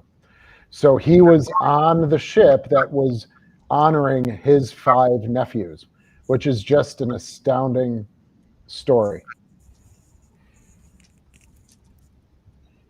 Pat, did you tell me that you heard from someone that Alita was actually pushing for him to serve aboard Juneau? Well, yeah, I did a blog post on Patrick Henry Sullivan for the museum website, and I found some Courier articles that said Alita tried to get him on the Juneau, but it had set off and put off before he could. So we could have had 6 Sullivans gone, but he did get up to the Sullivans, which got a nickname the Good Samaritan because ironically it participated in a large number of rescues of downed flyers and seamen, especially during Typhoon Cobra, where some of its sister ships were sunk. That would have been unbelievably That would have been. Now, at first, I'm thinking maybe it's the Juneau, the one that was constructed shortly afterwards. But you're saying CL-52. Yes, correct. Yeah. Wow, amazing. So now, now we're aboard Juneau, right? She does her. Do you know what month she does her shakedown in? Is it February yet? There, Shane. Yeah, she probably had her builders and shakedown shortly after. Oh, but the builders would have been before. The builders shakedown cruise would have been before. For the ship's company, it would have been shortly afterwards. And they're testing everything, and it might be a week or two long that they're out in, the Atlantic now, leaving from Kearney, New Jersey, and they are out testing everything, testing all the pipes, testing all the valves, shaking the ship down. So this photograph, in addition to some other, the one photograph on Juneau you saw at the beginning of the presentation, as well as Captain Swenson's government passport, the following collection of Swenson photos and artifacts throughout the rest of this presentation have over the years been generously donated to this museum by the families, the descendants of Captain Swenson and his daughter Cecilia. So the Swenson and Anderson families. So I want to call that out. Every time you see something Swenson, that comes from those families. So Swenson in April takes Juneau down to Annapolis to visit his son, Bob. So that's Bob on the right, the captain in the center, and his nephew Fred on the left. And this is the last meeting of the captain and his son. Are we to presume that he's at the U.S. Navy Academy, Bob, right? Oh, yes, sir. Yes, of course. Yeah. Sorry. Okay, good. Yeah, no. He's got his midshipman anchors on there. That's great. And then the captain with his 4 stripes. Yes. Very nice. Okay, thank you. In May, I think in May, so Juneau goes back to New York to refit. Mm-hmm. And the crew take their last stateside leave. So once Juneau after this, Juneau's going to go down and blockade French ships and do ASW in the Caribbean. Juneau never comes back stateside. She transits the Panama Canal and goes right to the Pacific. Doesn't go up to San Diego, none of that. This is the last time that her crew gets an extended liberty. So on the left there is Red and Margaret Yarros in Pittsburgh. And on the right is sitting on Madison's lap is Jim here. And then Al is way off to the right there. And in the full version of this picture, there's actually, you can see a little, like a centimeter off to the right of the frame. They actually have a picture of Bill Ball on that sideboard. But these pictures were both taken the same day, half a country away, on May 24th, 1942. Everybody's last trip in the States. It would be great if Mr. Sullivan, if you still had that Dixie Cup cap that you're wearing. Yeah. Isn't that great? Exactly. And again, Alita with a smile on her face. Yeah. So this was the woman on the left that you've talked about in Pittsburgh. Yes. Yes. Am I pronouncing your last name incorrectly, Kelly? I think it's Jaros. Jaros? Yes. Uh-oh. I will double check though, because with my priest friend, but it might be Jaros. I'm going to keep calling it Yaros by Yes. mistake, even though I've heard. I'm so sorry. That's just That's the way. all right. The rest of the night. What are you talking about? So that Margaret Jaros, the one that Yeah, Red was It was Jaro. Jaros. Jaros. Jaros. Yeah, wow, I've been saying it wrong for a couple of years now. So you've been softening the J, Yaros, and it's Jaros, right? Thank you. Yeah. That's all right. Yeah. Okay, good. So Juneau goes off to the Solomons, and just real quick, because we don't have time to go into detail about this. In September, she's going to be part of the task force that's built around the carrier Wasp. Wasp is going to be sunk on, Shane, help me, the 15th of September? Yeah, that sound just off the top of my head. That sounds right. Yeah, 14, 15. Yeah. At the very beginning of this program, you showed a picture of Juneau with sailors all over her decks. That picture was taken, I think, on the 15th, 16th, or 17th at Espiritu Santo. Yes, And those are survivors from WASP, Wasp. Yep, back, right? and that's September 14 or 15. Yep. Yeah. So she departs Espiritu Santo on the 17th. That's the last time that she's at that port. Now, before she leaves, she offloads all non-essential flammable materials, right? And this is a whole process, a well-established process. And they warehouse them on shore. One of several things that they offload is the floor mat that you can see at the bottom of this picture in our Juneau exhibit in the Veterans Museum. So this floor mat was removed from Juneau on the 15th, 16th, or 17th of September at Espiritu Santo. This was picked up by a guy who worked at a minesweeper repair station there, and he mailed it home. And this was donated to our museum about 5 years ago. Mm. We were able to confirm this story because in Juneau, Alaska, in their city museum there, they have an identical floor mat that was picked up by an officer who was moving through the New Hebrides. It's not a standard Navy floor mat. It's pretty small. It doesn't have USS in front of Juneau. So we're thinking, it's like a real simple, like latch hook style construction. So I guess our current theory is that it's like some Navy Mothers donation or something like something the Navy Mothers Club made or something like that. Because it's non-standard. But with that corroborating story from Juneau, Alaska, we feel very strongly that these two stories line up. So this actually was removed from Juneau the last time she was at Espiritu Santo. Right. And after that, she's in the task force built around Hornet. Hornet is sunk in October at the Coral Sea. That nasty business where she misinterprets the signal. She goes to Enterprise. That's very embarrassing. Hugely demoralizing for the crew. They were very, very embarrassed because for everybody else in the task force, it looked like Juneau had simply quit the battle. And that's this photograph, right? Yeah. I think it is. Yeah, I think because it was taken in the broader photo, you can see sort of the inside of the cockpit of the plane, taking the picture. Can you even? Am I making this up in my head? Can you see the carrier in the original version of this photo? I think off in the distance, yes, potentially. Like in the upper right-hand corner, I could try and check that out real quick, but yeah, I think so. And it's taken from a plane, and they have the clock in the corner, to say they give the time. Please, the chronometer.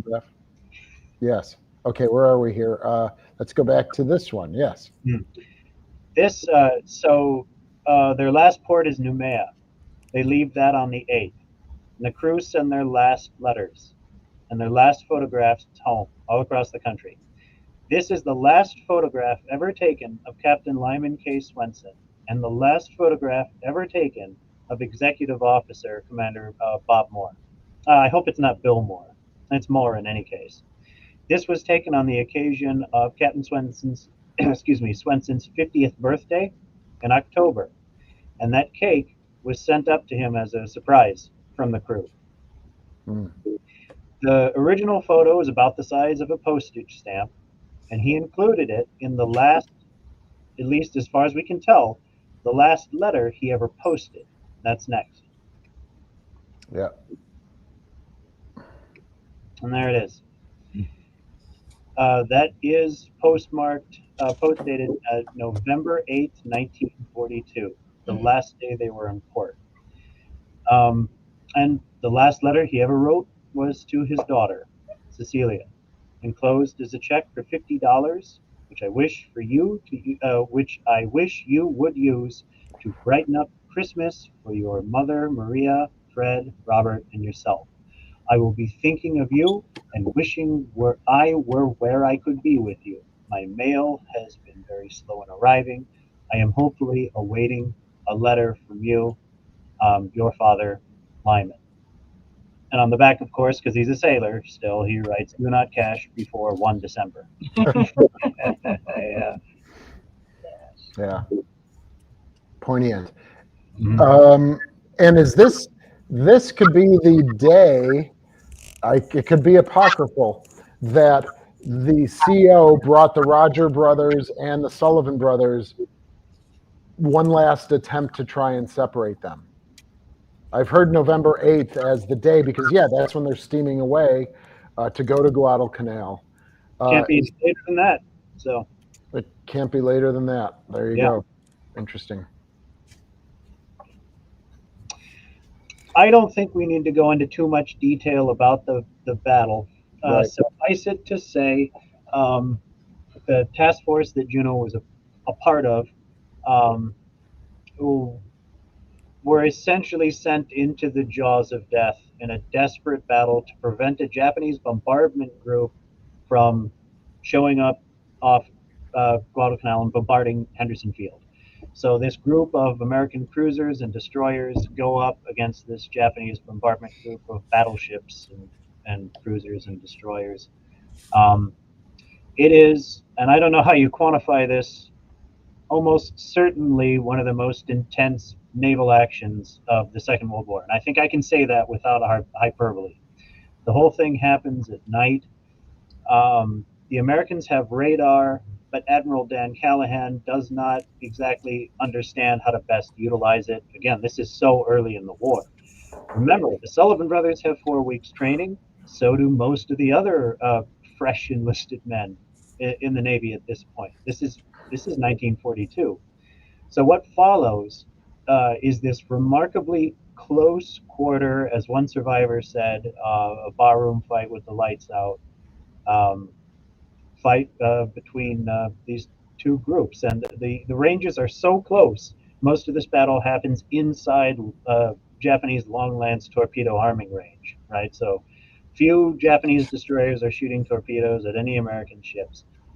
One that does land, one that does strike its mark, is a torpedo fired by the Japanese destroyer Amatsukaze that strikes Juneau in the forward fire room on the port side a little after 2 a.m. This battle happens in the middle of the night in the dark.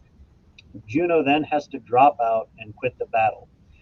The forward fire room is flooded. The next day, she'll never make any better than 13 knots. 17 men are killed in the forward fire room. There are hundreds of injuries elsewhere on the ship. When the ship is struck by the torpedo, she sort of leaps out of the water, and the hull whips, and it throws men who are standing on deck into the air. They land back down on the deck. They injure themselves. We know from the doctor, who ultimately survives the sinking, that George Sullivan had sustained some kind of back injury when this torpedo struck.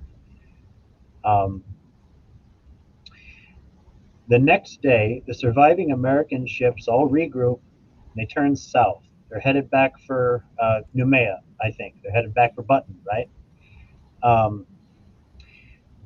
They're limping along as fast as the slowest vessel can proceed. The destroyers are out of depth charges in large parts. A lot of equipment isn't really functioning.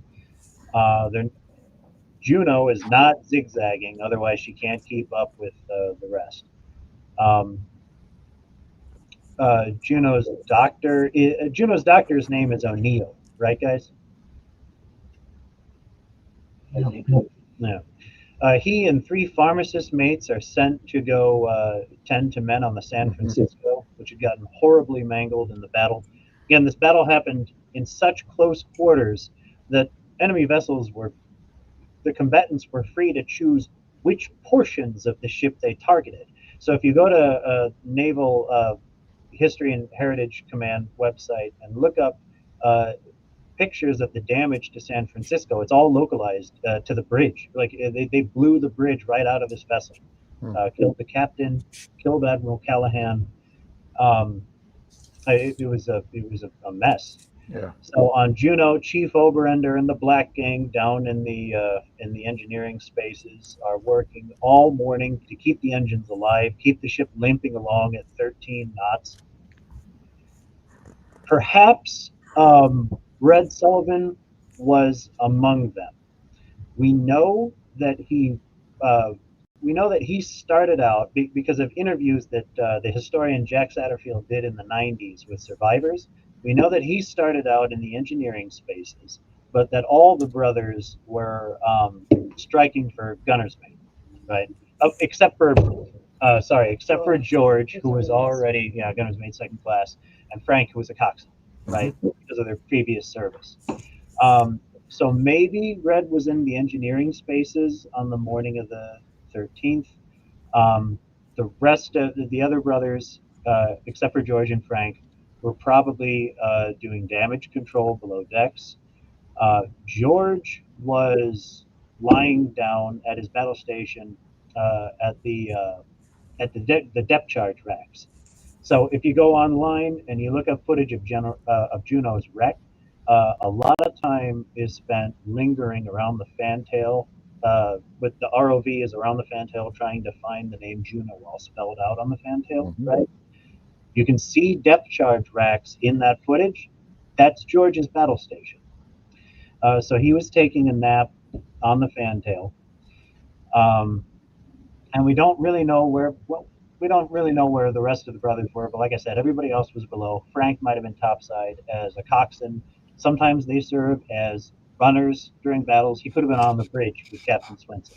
We don't know. But at 11:01, the Japanese destroyer I-26 intercepts this crippled convoy headed back from Maya, fires a spread of torpedoes. We're not really sure how many, but at least 2, intended for San Francisco. Different ships in the convoy see the torpedoes at different times. Some maneuvering is attempted. The torpedoes miss San Francisco, pass through her wake, and they both strike Juneau. For the longest time, we only confirmed that one torpedo had struck Juneau about amidships, probably just ahead of the forward fire room, but near where the other torpedo struck, because just ahead of the forward fire room are the forward magazines. Subsequent examination of the wreck has proved that Juneau was struck by 2. The second torpedo struck the fantail right below George's battle station. I see you frowning, Shane. Do I have that right? We both yes, I'm sorry. I'm also reading the comments and stuff like that. So, yes, that new information that was just stuff that we had learned at the symposium in Buffalo, that there could have been, based on more analysis, like the wreck was found in 2018. Now they've had time to look at the photogrammetry, the 3D modeling, and they, at least the underwater archaeologists, Blair Atchison and others at NHHC, Naval History and Heritage Command, believe that there were 2 torpedoes that struck the Juneau, causing that catastrophic explosion. One of the mounts goes over San Francisco, I think it is, and disintegrates, and that's why you have this very unique bow and stern, right, lying on top of each other. And how's Mr. Sullivan doing, Kelly? He's good. Dad, are you doing okay? Okay, good. Okay. Good. I mean, people can read more about the sinking, and that's really well documented. That was interesting at the symposium to learn about too, because we did not know that it had been hit. That was something new for me to hear. Yeah. I was surprised, Dad. I had not told you about that, but I just learned that. Yeah. Pretty amazing. I have a quick question here. Yes. I apologize if Nick's coming to this already, but did we know if any of them survived the sinking? Were any of them in the water after the ship went down? You mean the brothers? Yes. Confirmed George Sullivan. okay, so maybe 100+ men go into the water, survive Juneau's detonation. And suffice it to say, 7 days later, only 10 come out. Mhm. Of those 10, 3, 4 say that they saw George. The stories are all a little different. George passes away sometime between the 2nd and 5th day adrift. There are conflicting stories, right? Pat, if you want to talk about this, I know you know this better than I do. But Well, Al Hine, who was one of the survivors, gave an interview to American Heritage Magazine in 1956. And a lot of these guys were going delirious because they were drinking seawater and they were fighting with each other. And according to Al Hine, at one point, George just said, "I'm going to take a bath," and he jumped off.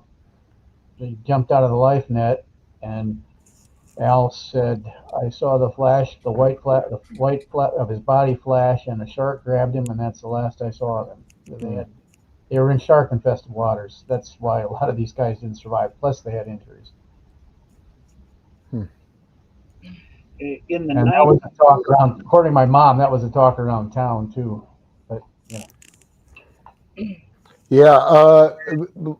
Let's bring it back to now the family, right? So we do have some slides of. Let's see. We're just gonna kind of yes. So this is a very poignant exhibit that you guys have at the Grout Museum District. Yeah, remember Nellie Turner, the other color guide opposite Alita and the Navy Mothers Club? Mm-hmm. Before Christmas time, she wrote each brother a Christmas letter. So early December. I think there's a postmark like December 9 or something. Amid the rumors, other sailors writing their families in Waterloo saying, "Isn't it sad what happened to the Sullivan brothers?" Amid the wild rumors, these 5 letters are returned to Nellie Turner, all marked return to sender. They're still sealed. We've never opened them. And this was one of the early clues that prompts Alita to write her heart-wrenching letter to the Navy. I think she writes the letter to the Navy saying, this talk is all over town now that my boys are gone. I think she writes this letter on January 3rd, 1 year exactly from when the boys left. 1 year exactly. And these are one of these early clues that something might have gone wrong, these letters right here. These were potentially Christmas letters, correct? Yeah, I hope I said that. Yeah. You may have. I just missed it. Christmas cards. That's one of my favorite artifacts in the museum because it's plus they've never been opened. So it's definitely one of my favorite artifacts here at the museum. Yeah. And it's great to put a picture to her name now. We talk about Nellie Turner here in Buffalo as well, but I've never seen a photograph of her until today. I knew her. Yeah. Did you remain close to her, Mr. Yes. Sullivan, throughout your life? Yes, I did. Amazing. Yeah. And she remained close to your grandmother, I can only assume. Yes, she did. Yeah. So poignant those letters are, and that you've never opened them, as you said earlier. Never will. Yeah, never will. I don't even know if I want to have them X-rayed, right? Because that seems like exactly. Yeah. Right? Exactly. Yeah. So after Alita wrote that letter, the Navy decided that they would inform her. So everybody else in the crew gets telegrams, MIA telegrams. All the other crew members' families find out that they receive their telegrams between about January 10 and January 13, right? The captain's family gets their telegram on like December 10th or something, a whole month earlier. But the Navy decides that they're going to send a naval officer to Alita's house to inform her in person. They give the job to Lieutenant Commander Truman Jones, the man who inducted them in Des Moines. So he drives to Waterloo and delivers the news in person on January 11th, 1943. Mm-hmm. Yeah. And then Alita has the terrible job of filling out these casualty reports. Yeah, these are stored in the state archive. Yeah, I'll zoom in a little bit Yeah, here. these are stored in the state archives in Des Moines, where Des Moines, once they got word that an Iowan had been killed in service or was missing in service, they would mail you these forms, and if you obliged, you'd fill them out, mail them back. So she's listed all of her boys as packing house workers under civilian occupation, and has listed their offspring, if they have any, their education level. If she could summarize their service history, she did that as well. Any decorations they're entitled to.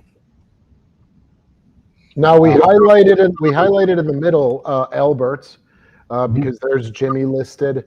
Obviously, no others have any name of children, if any. Those are blank, and they say NA potentially. And there's Catherine Roof's name, Mr. Sullivan's mother. And when they were married, May 11th, 1940.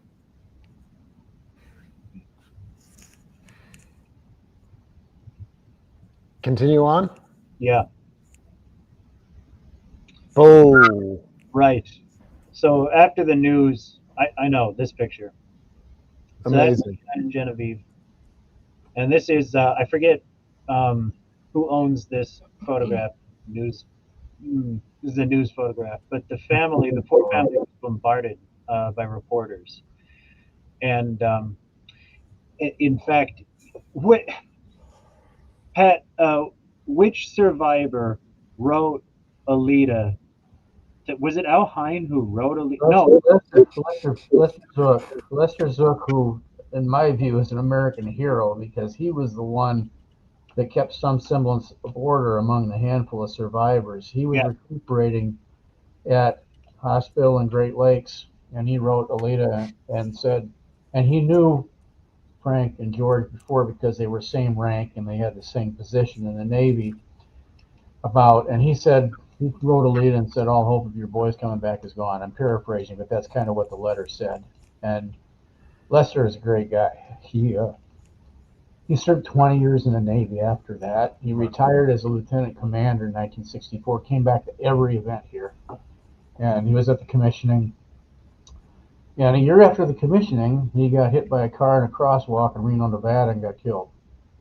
But he really he got what was left of those guys. He's the one that got them through. And that's not talked about a lot. He died on November 13th, right, Pat? Yeah, gosh, that's right, Kelly. It was right. Yeah, he died today. So weird. He did. Yeah. He died on November 13th. He was hit by a car, and it was on a November 13th. Yeah. A crosswalk in Reno. God. I've got chills now, as everyone probably does who's watching and listening. Yeah, if there's a Private Ryan out of the Juneau, it's Lester Zook. Yeah. Great man. Yeah, he's a great man. Thank you for sharing all of that. But Alita receives Mr. Zook's letter while her house is stuffed full of reporters. She opens it and reads it in front of them. For all the world to see, and they snap a picture of her as she's reading this letter, informing her, I know it's MIA, but they're not coming home, right? And is that the one where she has her hand on her head? Yeah, she's holding the letter and she's got her hand here. Yeah. Oh my God. Yeah, I'm pretty sure those are courier photos because we had glossies of them at the paper, and we've got them at the museum now. There was a box in the courier morgue library of glossies and stuff, and we got them over here. That's right. When the Courier got bought, they got rid of the photo archive, so we ran over there and snatched up a bunch of boxes. Yeah. Someone had asked about his name. I think they're talking about Lester Zook. Oh, yeah, I can write it in the comments there for. Thank you. Lester Zook.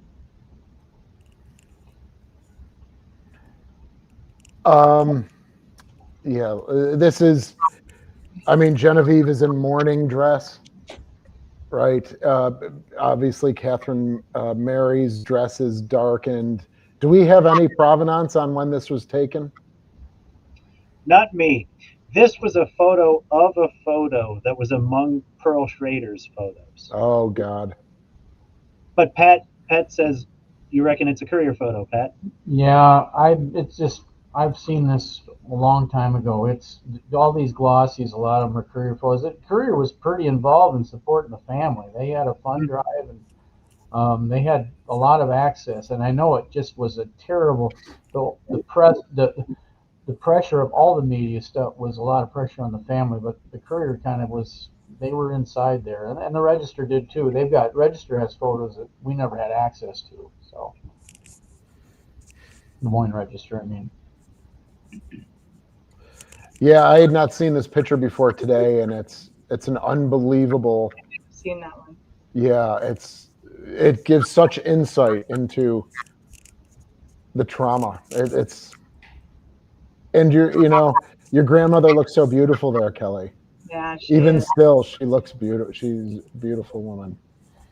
Well, Kelly allowed me to interview her about a year before she passed away, and I asked her what she thought about the movie, and she didn't like it because she said the actress that played her wasn't good looking enough.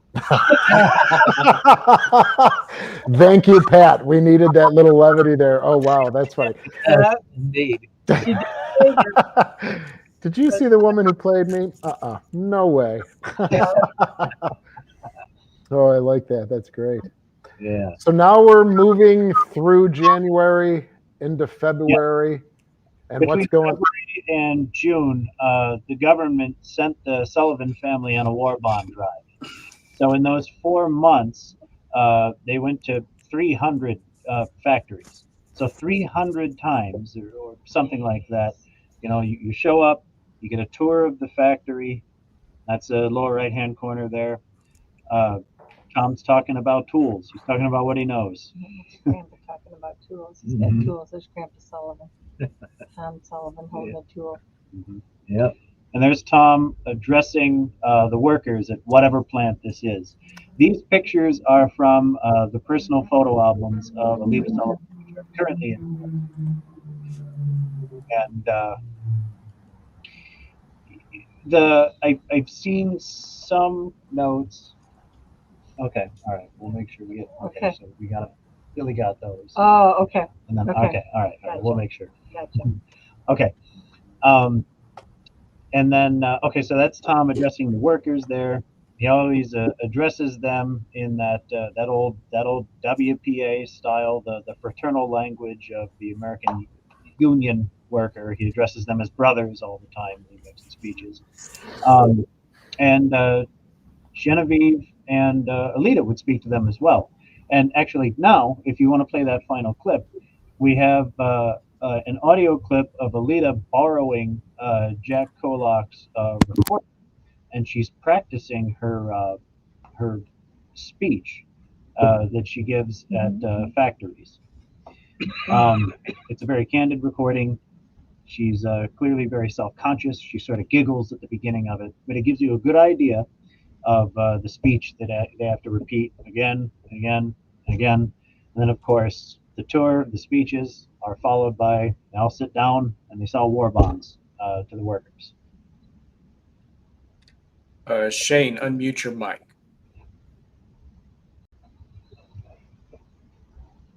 There we go. Okay. Thank you. Hello, fellow workers. It's an honor to be here today. Yes, I lost my brothers, and I miss them terribly. I miss them more than words can say, but I remember their last words. Just keep looking up. Yes, I truly remember their last so well. I saw them off, facing Waterloo. I saw them climb aboard the train in their blue jackets. a smile on their face, a tear in their eye. They had a job to do for the country. They did that job. Now, workers, I have a job to do. The job of picking up and carrying on where they left off. I know you're all with me to help me do that job. So keep up the swell job you've been doing, and if possible, work just a little bit harder. And when you're tired and you want to take a day off, please don't do that. For that one day may mean several lives are lost over there because the boys didn't have the materials they needed so badly. I know the boys over there think of home a lot. They think of us back here, wondering what we're doing today, wondering if we're fishing for them. Yes, workers, we too can think of them. We can think of them over there, wondering what they're doing, wondering if they have enough to eat, if they're cold, if they're suffering, or if they're in pain. Yes, we can think, but we don't realize that those boys go through. Since we've been on this tour, we've had the privilege of going through hospitals, meeting the wounded that have come back, seeing them suffer. Fellow workers, those boys, give up the comforts of home. They give up their freedom, yes, and some of them give their lives. Mother, Dad, and I don't want sympathy. All we ask is that you workers stay on the job. Do your best. When the material service is needed back, now thanks to nothing in my heart doing. And the boys.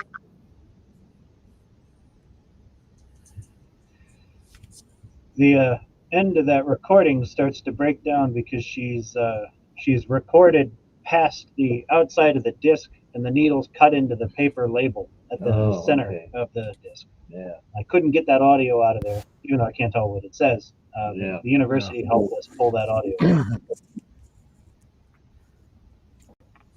Amazing. And I brought up this photo because it actually shows her speaking. I believe you said in Seattle. That's right. So she joins the Waves in June 14th of 43. And they send her on an additional bond drive to Seattle. She raised $150,000. Good for her. So, of course, I did skip over. Here's, as you're saying, shaking hands with workers at a factory as part of the propaganda tour. So, I mean, if they're doing 300 tours in 4 months, I mean, they're doing multiple factories a day, obviously. Oh, yeah. Yeah. Absolutely. It must have been exhausting. Yeah, exhausting. Between all that, Alita christens the Navy tug Tawassa in February. Oh, yep. Here's Sullivan's in April. Yep, and here's this beautiful, beautiful photograph of Alita, Tom, and Genevieve, the 4th of April, 1943. You know, James is wearing the T-shirt, USS the Sullivans, in honor of tonight's. So let's bring that up. And yeah, there it is there, as you can see. And now the story shifts a little bit to the Sullivans, which is here in Buffalo.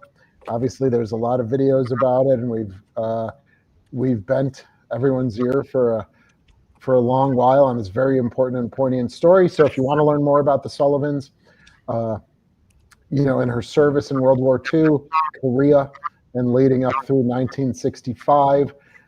Thank you, James. I appreciate it.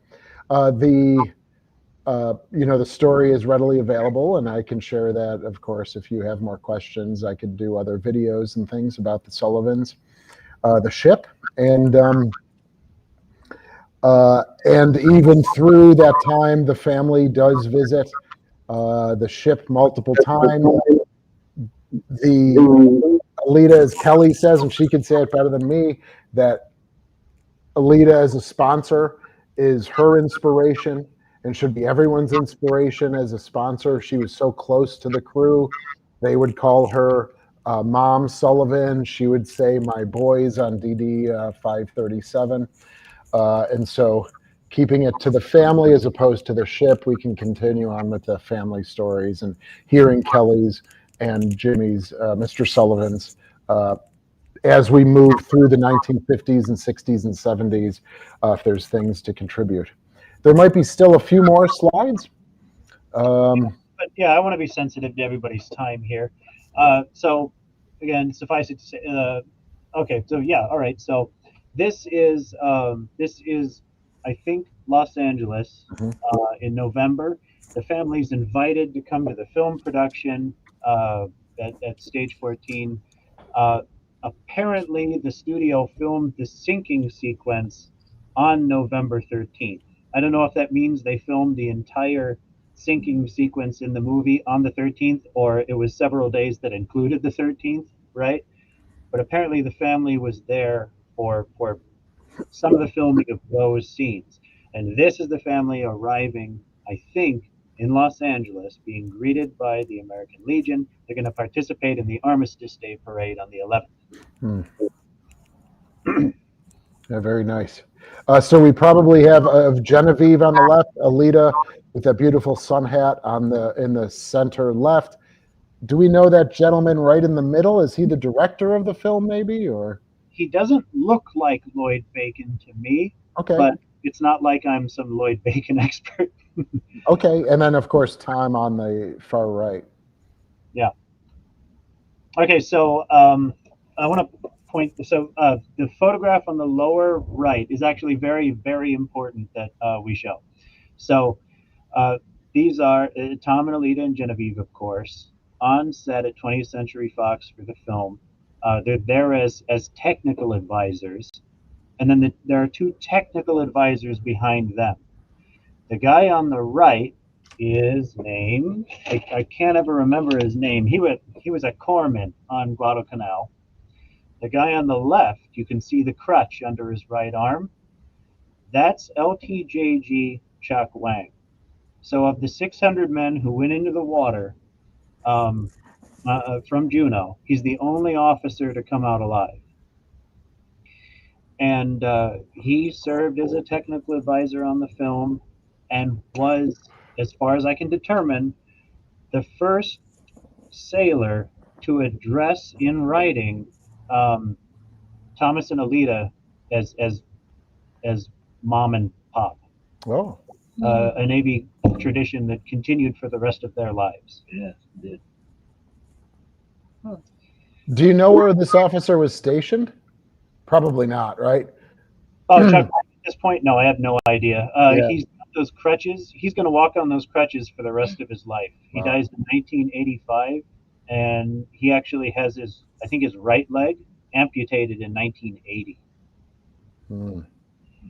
So I wonder if going way back in the PowerPoint to the commissioning booklet, if he's listed, Yeah. and then it would list, if he was a gunnery officer or was he administrative, things like that. And that might, because it's pretty rare that he would be the only officer that survived. Not rare, but, it may be due to his placement on the ship. Yeah, he was a torpedo officer. Oh, so you knew it. Okay. I thought you said you didn't know. I'm sorry. Okay. No, I said torpedo while you were talking. That probably sounded like I said I don't know. Bingo. That's what, okay, very good. Yeah, that's what it would be. Okay. And then we have a ticket from the film. Is that Yeah, right? the movie premiered in New York in February and somewhere in California, I assume Hollywood, in February, but then had its Midwest premiere here in Waterloo at the Paramount Theater on March 9th. Oh, wow. Yeah. Very nice. Pat, do you want to talk about this? That's Lester Zook on the left. Gentleman in the center is Wyatt Butterfield. They're both on the same LifeNet survivors among about a handful. This looks like this was in 1988 when they rededicated the convention center in town here after the Sullivan brothers. And judging from the storefront there, Petrus Furs, I'm saying this is right in front of the old Montgomery Ward's building where the Waterloo Courier's presses were. So the convention center would just be to the left and across the street from where this photo is. Oh, very good. Thank you. And here's a photo of the convention center, 5 Sullivan brothers. And then what do we have on the left here? Pat knows the most about that. Well, this was the dedication of the memorial at Sullivan Park. And it was the result of urban renewal that the house was taken down, but the memorial was put up there. And I think if I remember right from clippings, this was in 1964, but Kelly and Jim might know that better than me. That's just standing out in my head anyway. Yeah. That's Alita on the left and Genevieve's in the middle, and Tom's on the right. I believe Tom passed in 65. Yeah. I think so. Yeah. So shortly after this. Yeah. Mhm. Yeah, the amazing thing about this photo, I was just seeing it for the first time tonight, and unfortunately, I don't have the ability to zoom in, but to see the wear on Genevieve's face is amazing. She, she's maybe 10 years, 11 years until her own passing. So she's 45 or 46 here, maybe something like that. And yeah, just the aging process on her is amazing. What else do we have here? Someone had a question. Oh, look at that about the second house. The house that they lived in was 98 Adams Street. And that was the house they lived in when the boys enlisted and when they passed away. After the war, they moved to Aiken. Is that right? Yeah, that's right. Yeah. So they tore the house. The house is not there now, right? Is that correct? And the Sullivan's Park is still there, and that's the dedication to the park. Yeah. Look at this. Yeah. That's when Dad likes that picture. That's when I christened the second ship named after my grandfather and his brothers, USS Sullivan's DDG-68, which is an early bird Aegis guided missile destroyer. The ship was built the best shipyard in the country, Bath Iron Works. Yep. Nice. And they are currently in dry dock now as the ship's maintenance period, correct? Yes, they are. Yep. She's getting a facelift and all the good things. Yeah. She's at the spa. My girl's at the spa. Do you, Kelly, want to discuss, your inspiration or what you learned from Alita about sponsoring a vessel and what you took away from how she interfaced with ship's company and officers? She was my role model. I grew up hearing stories about how involved she was with, as Dad talked about, they called her the boys. I remember sitting on DD 537 and in the mess decks, they had letters that she had written to the crew. And I remember sitting there with my daughter Kelsey and reading the letters that she had written the crew. So she was my inspiration for wanting to be a very active, involved sponsor. So I was young when I christened the ship. I was 23, just out of college. And I did in my presentation tonight, I was telling the group that when the Navy asked me to christen the ship in 1988 when we renamed the Conway Center the Sullivan Center. So I remember being at that event. We were all dressed up and, everyone was there. And it was a Sullivan reunion, I believe, too, that weekend. And I was in high school. And here comes this Navy guy asking me to be a sponsor of a ship. And I was just thinking about where the next kegger was I was supposed to be at. I went to the kegger. Mr. Sullivan, yeah, there you go. You raised a kegger. Yes, they did. What keg am I missing out on tonight? But, very nice. So I was in high school, and then they built the ship, and I graduated from college and went out and did that. But it was a very. I always tell people that the only time I've ever felt that kind of emotion when I christened that ship was when I gave birth to my kids. It was extremely, extremely emotional because I just kept thinking about how my great grandma must have felt when she did that, and she says, in the movie they have her saying, Tom, our boys are back at sea again, and that's really kind of what it's like, it's their spirit back out there. But that day that we christened the ship, it was kind of a cloudy day, and then all of a sudden the clouds parted, sun came out, and I christened it. My father-in-law, Dick Lochran, had come up with this idea of what I should say, because you're just supposed to say I christened the Sullivans. That's all you do. And he had this big thing that he wanted me to say, and I was so nervous anyway. And there were so many people there. It was just a beautiful day and hundreds of people there. And I was like, I don't know that I can do all that. I don't know if I can do all that, because everyone was teasing me, saying, well, if you whiff, then you give the ship and the crew bad luck forever. And if the bottle doesn't break, then the ship and the crew have bad luck. So I had all this stuff. And I got up there and I said, my father-in-law came up with these ideas. In honor of my grandfather and his brothers, I christened thee the Sullivans. May the luck of the Irish always be with you and your crew. And I just smashed it and did not break the bottle. I broke the bottle big time, and as you can see, I did not whiff. And if and if you do some research on DDG 68, you'll learn about the luck that the boys have given. Very true. Yeah. There you are. What do we have here, folks?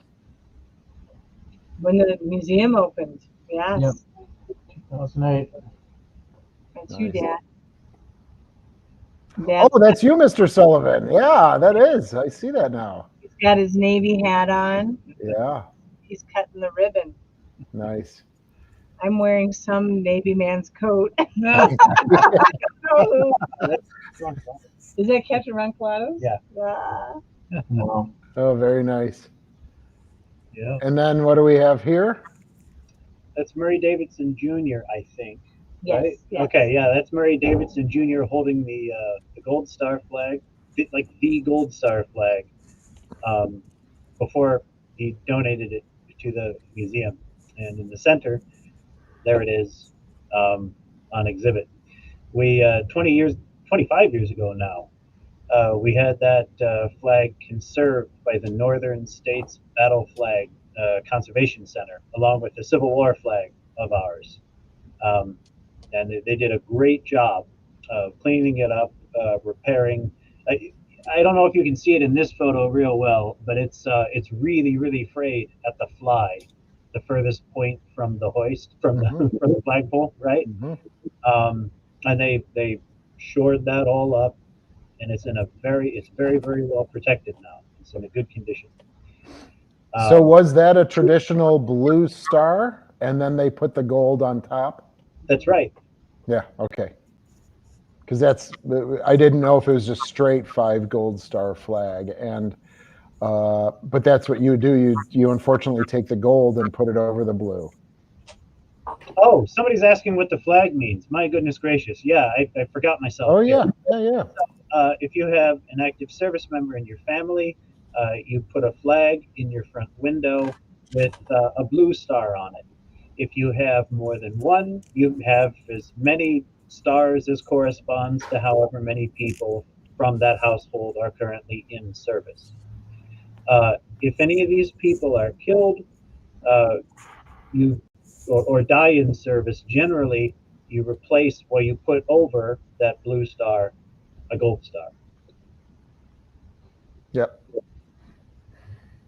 So that's the only family in American history that has a 5 gold star flag, if I'm not right off the top. Well, since the tradition was established, there are 6 brothers from Toolsboro, Iowa, who were killed in the Civil War. Oh, okay. Thank you for that. But not all 5, not 5 at one time. Right. That's the big thing. Is the Sullivans? The tragedy is because they lost 5 all at once at one time. Yeah. But we have had ones that lost 5 or more during Civil War. Yeah. And that flag also, they made one for the Sullivans, DDG 68, and it flies on the active duty Sullivan ship. They're very proud to have. I can still remember, I can't remember which captain came, or maybe it was an executive officer that came up with the idea to fly a gold star flag on the Sullivan. So they love to fly that on the current ship. And I saw a photo of that and had one summarily made for 537, which we fly now on 537 as well. It's certainly not battle flag size. I mean, that's a beautiful 15 by 20 or something, We Yeah. just have a 4x6, but it still gets the message across. And unfortunately, in the wintertime, we have to take it down because we don't want it to get ruined. But in the summertime, if you come down to the Buffalo Naval Park, you'll see the 5 gold star flag, battle flag flying very proudly with the shamrock flag as well. So, Shane, real quick also, isn't 537 and DDG 68, as far as we know, the only 2 vessels that are named for multiple people? no, but they are the only ones with the word "the" in front of them. Okay. But the Sullivans, the 537s was the first plural. Yes, the Yes. 537 was the first. I mean, you have, and right now you have another DDG for John S. McCain, right? That's the grandfather in World War II. That's the admiral in the Cold War, and then that's John McCain, the senator. So they all are represented in the John S. McCain, but it was the first named after and the only with the participle "the" in front of it. Technically, the current USS Mason is named for the crew collectively of the first USS Mason. And that's the all African American ship, right? Yeah. Yeah, amazing. I think that might have wrapped up the photos. And what an unbelievably, how do you end something like this, or how do you summarize something like this? But Pat, what else do you have to offer? James, do you have other questions? Jimmy, how are you doing, Mr. Sullivan? You're good, yeah? Yeah, I'm good. Kelly, you're gonna have to take him out for a beer tonight now. I know. All right. It's late. We got to get to bed. Yeah, understood. Kelly undersells herself a little bit because she actually served as an inspiration for Christy Vilsack, our former First Lady of Iowa, Governor Tom Vilsack's wife. Kelly's on the commissioning committee for the new USS Iowa submarine, of which Christy Vilsack is a sponsor. And Christy and Kelly did quite a bit of stuff together. They cleaned up the Iowa Veterans Home in Marshalltown with a crew from the Iowa after the derecho that went through our state. And I'm in a newspaper column group. Christy is a journalist, and she writes a column, and she thanks me periodically for doing stories every once in a while, updating on the status of the USS the Sullivans and Kelly, because Kelly's such an inspiration to her. The other thing was when the Juneau's wreck was discovered on St. Patrick's Day 2018, and they broke the news to Kelly first. After I did the story, I got an email from a English professor of English in Sydney, Australia.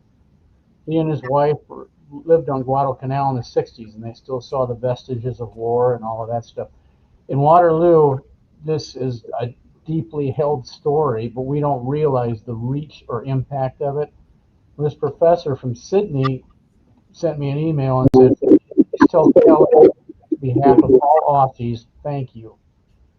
Because they're considered national heroes in Australia because they died in defense of Australia. Because if Guadalcanal would have went, so would Australia.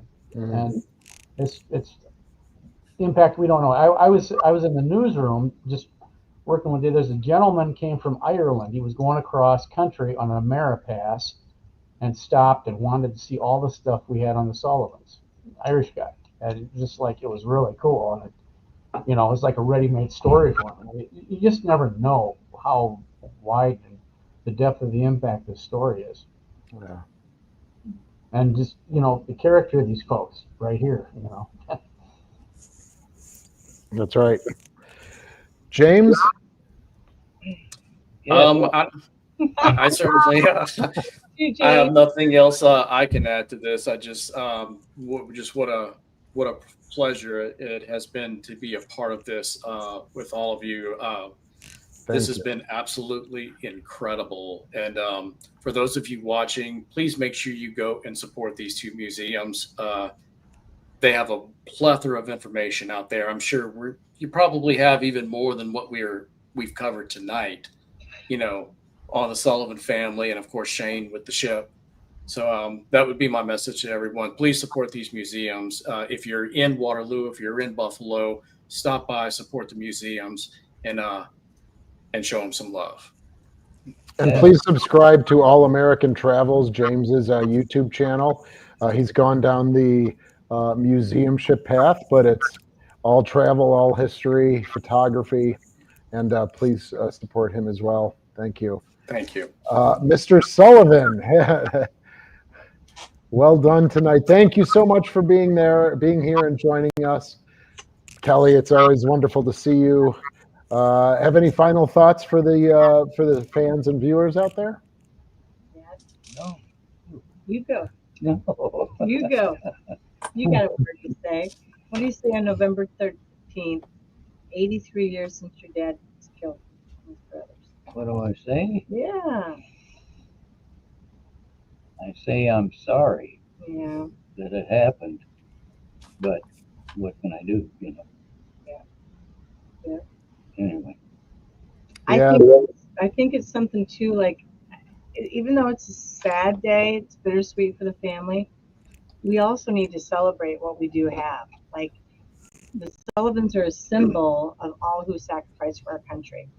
You know, yes, they lost 5 boys, but I have 327 sailors off the coast of Florida who missed the birth of their children, you know.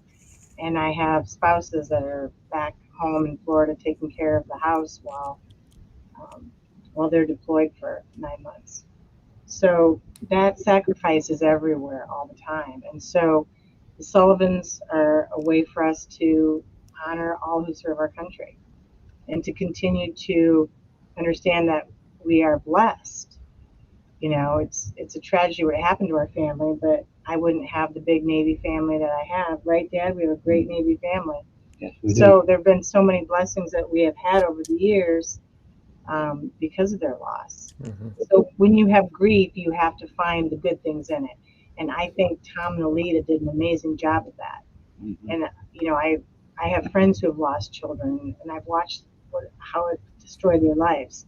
And the fact that they, you know, went on a war bond tour and went to 300 factories in 4 months is they're an inspiration. So they make me want to be a better person and to be patriotic and to do great things. And I think that's what we need to remember. And also, we live in the greatest country in the world. Don't watch the news because it'll tell you other things. But we have a great country, and the reason why we have such a great country is because of the men and women who have served our country. And I have the utmost respect for them and always will. All right. Yeah, we can't. None of us can speak it the way you do, Kelly. Well said. Yeah. The tragedy, but also the love that you receive from people, strangers. You know, it absolutely must be an inspiration to you. Yeah. To keep going. And I always think back to the letter or that article that was written in the American Way magazine where Alita mentions that she just wanted to go to her room, shut the curtains, shut the door, and just tell the world to go to hell. Yes. And the love that she felt from neighbors and family helped her see through that. Yeah. Yep. Nick, thank you so very much for your thorough. What else do you want to say? Thank you for your patience, Shane. Oh, was it that obvious, Nick? I don't know. No, it's going good. No, thank you very much. It's an unbelievable presentation. And now as I said earlier, you have everything ready to go, and you could just start giving this out in the community. And can't thank you all, and Pat, James from All American Travels, Mr. Sullivan, Kelly, Nick, and to all of all of our viewers. Thank you so very much on this poignant day, 13 November, 83 years after the sinking and the loss. But let's remember, as Kelly said, we do live in the greatest country. Love your neighbor. Tell someone that has sacrificed that you care about them and you can understand their story. And that's, I guess, all I'll say. But thank you so very much, everyone, for being here.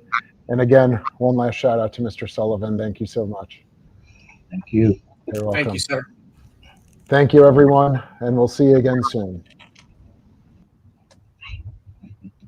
Ready, Dad?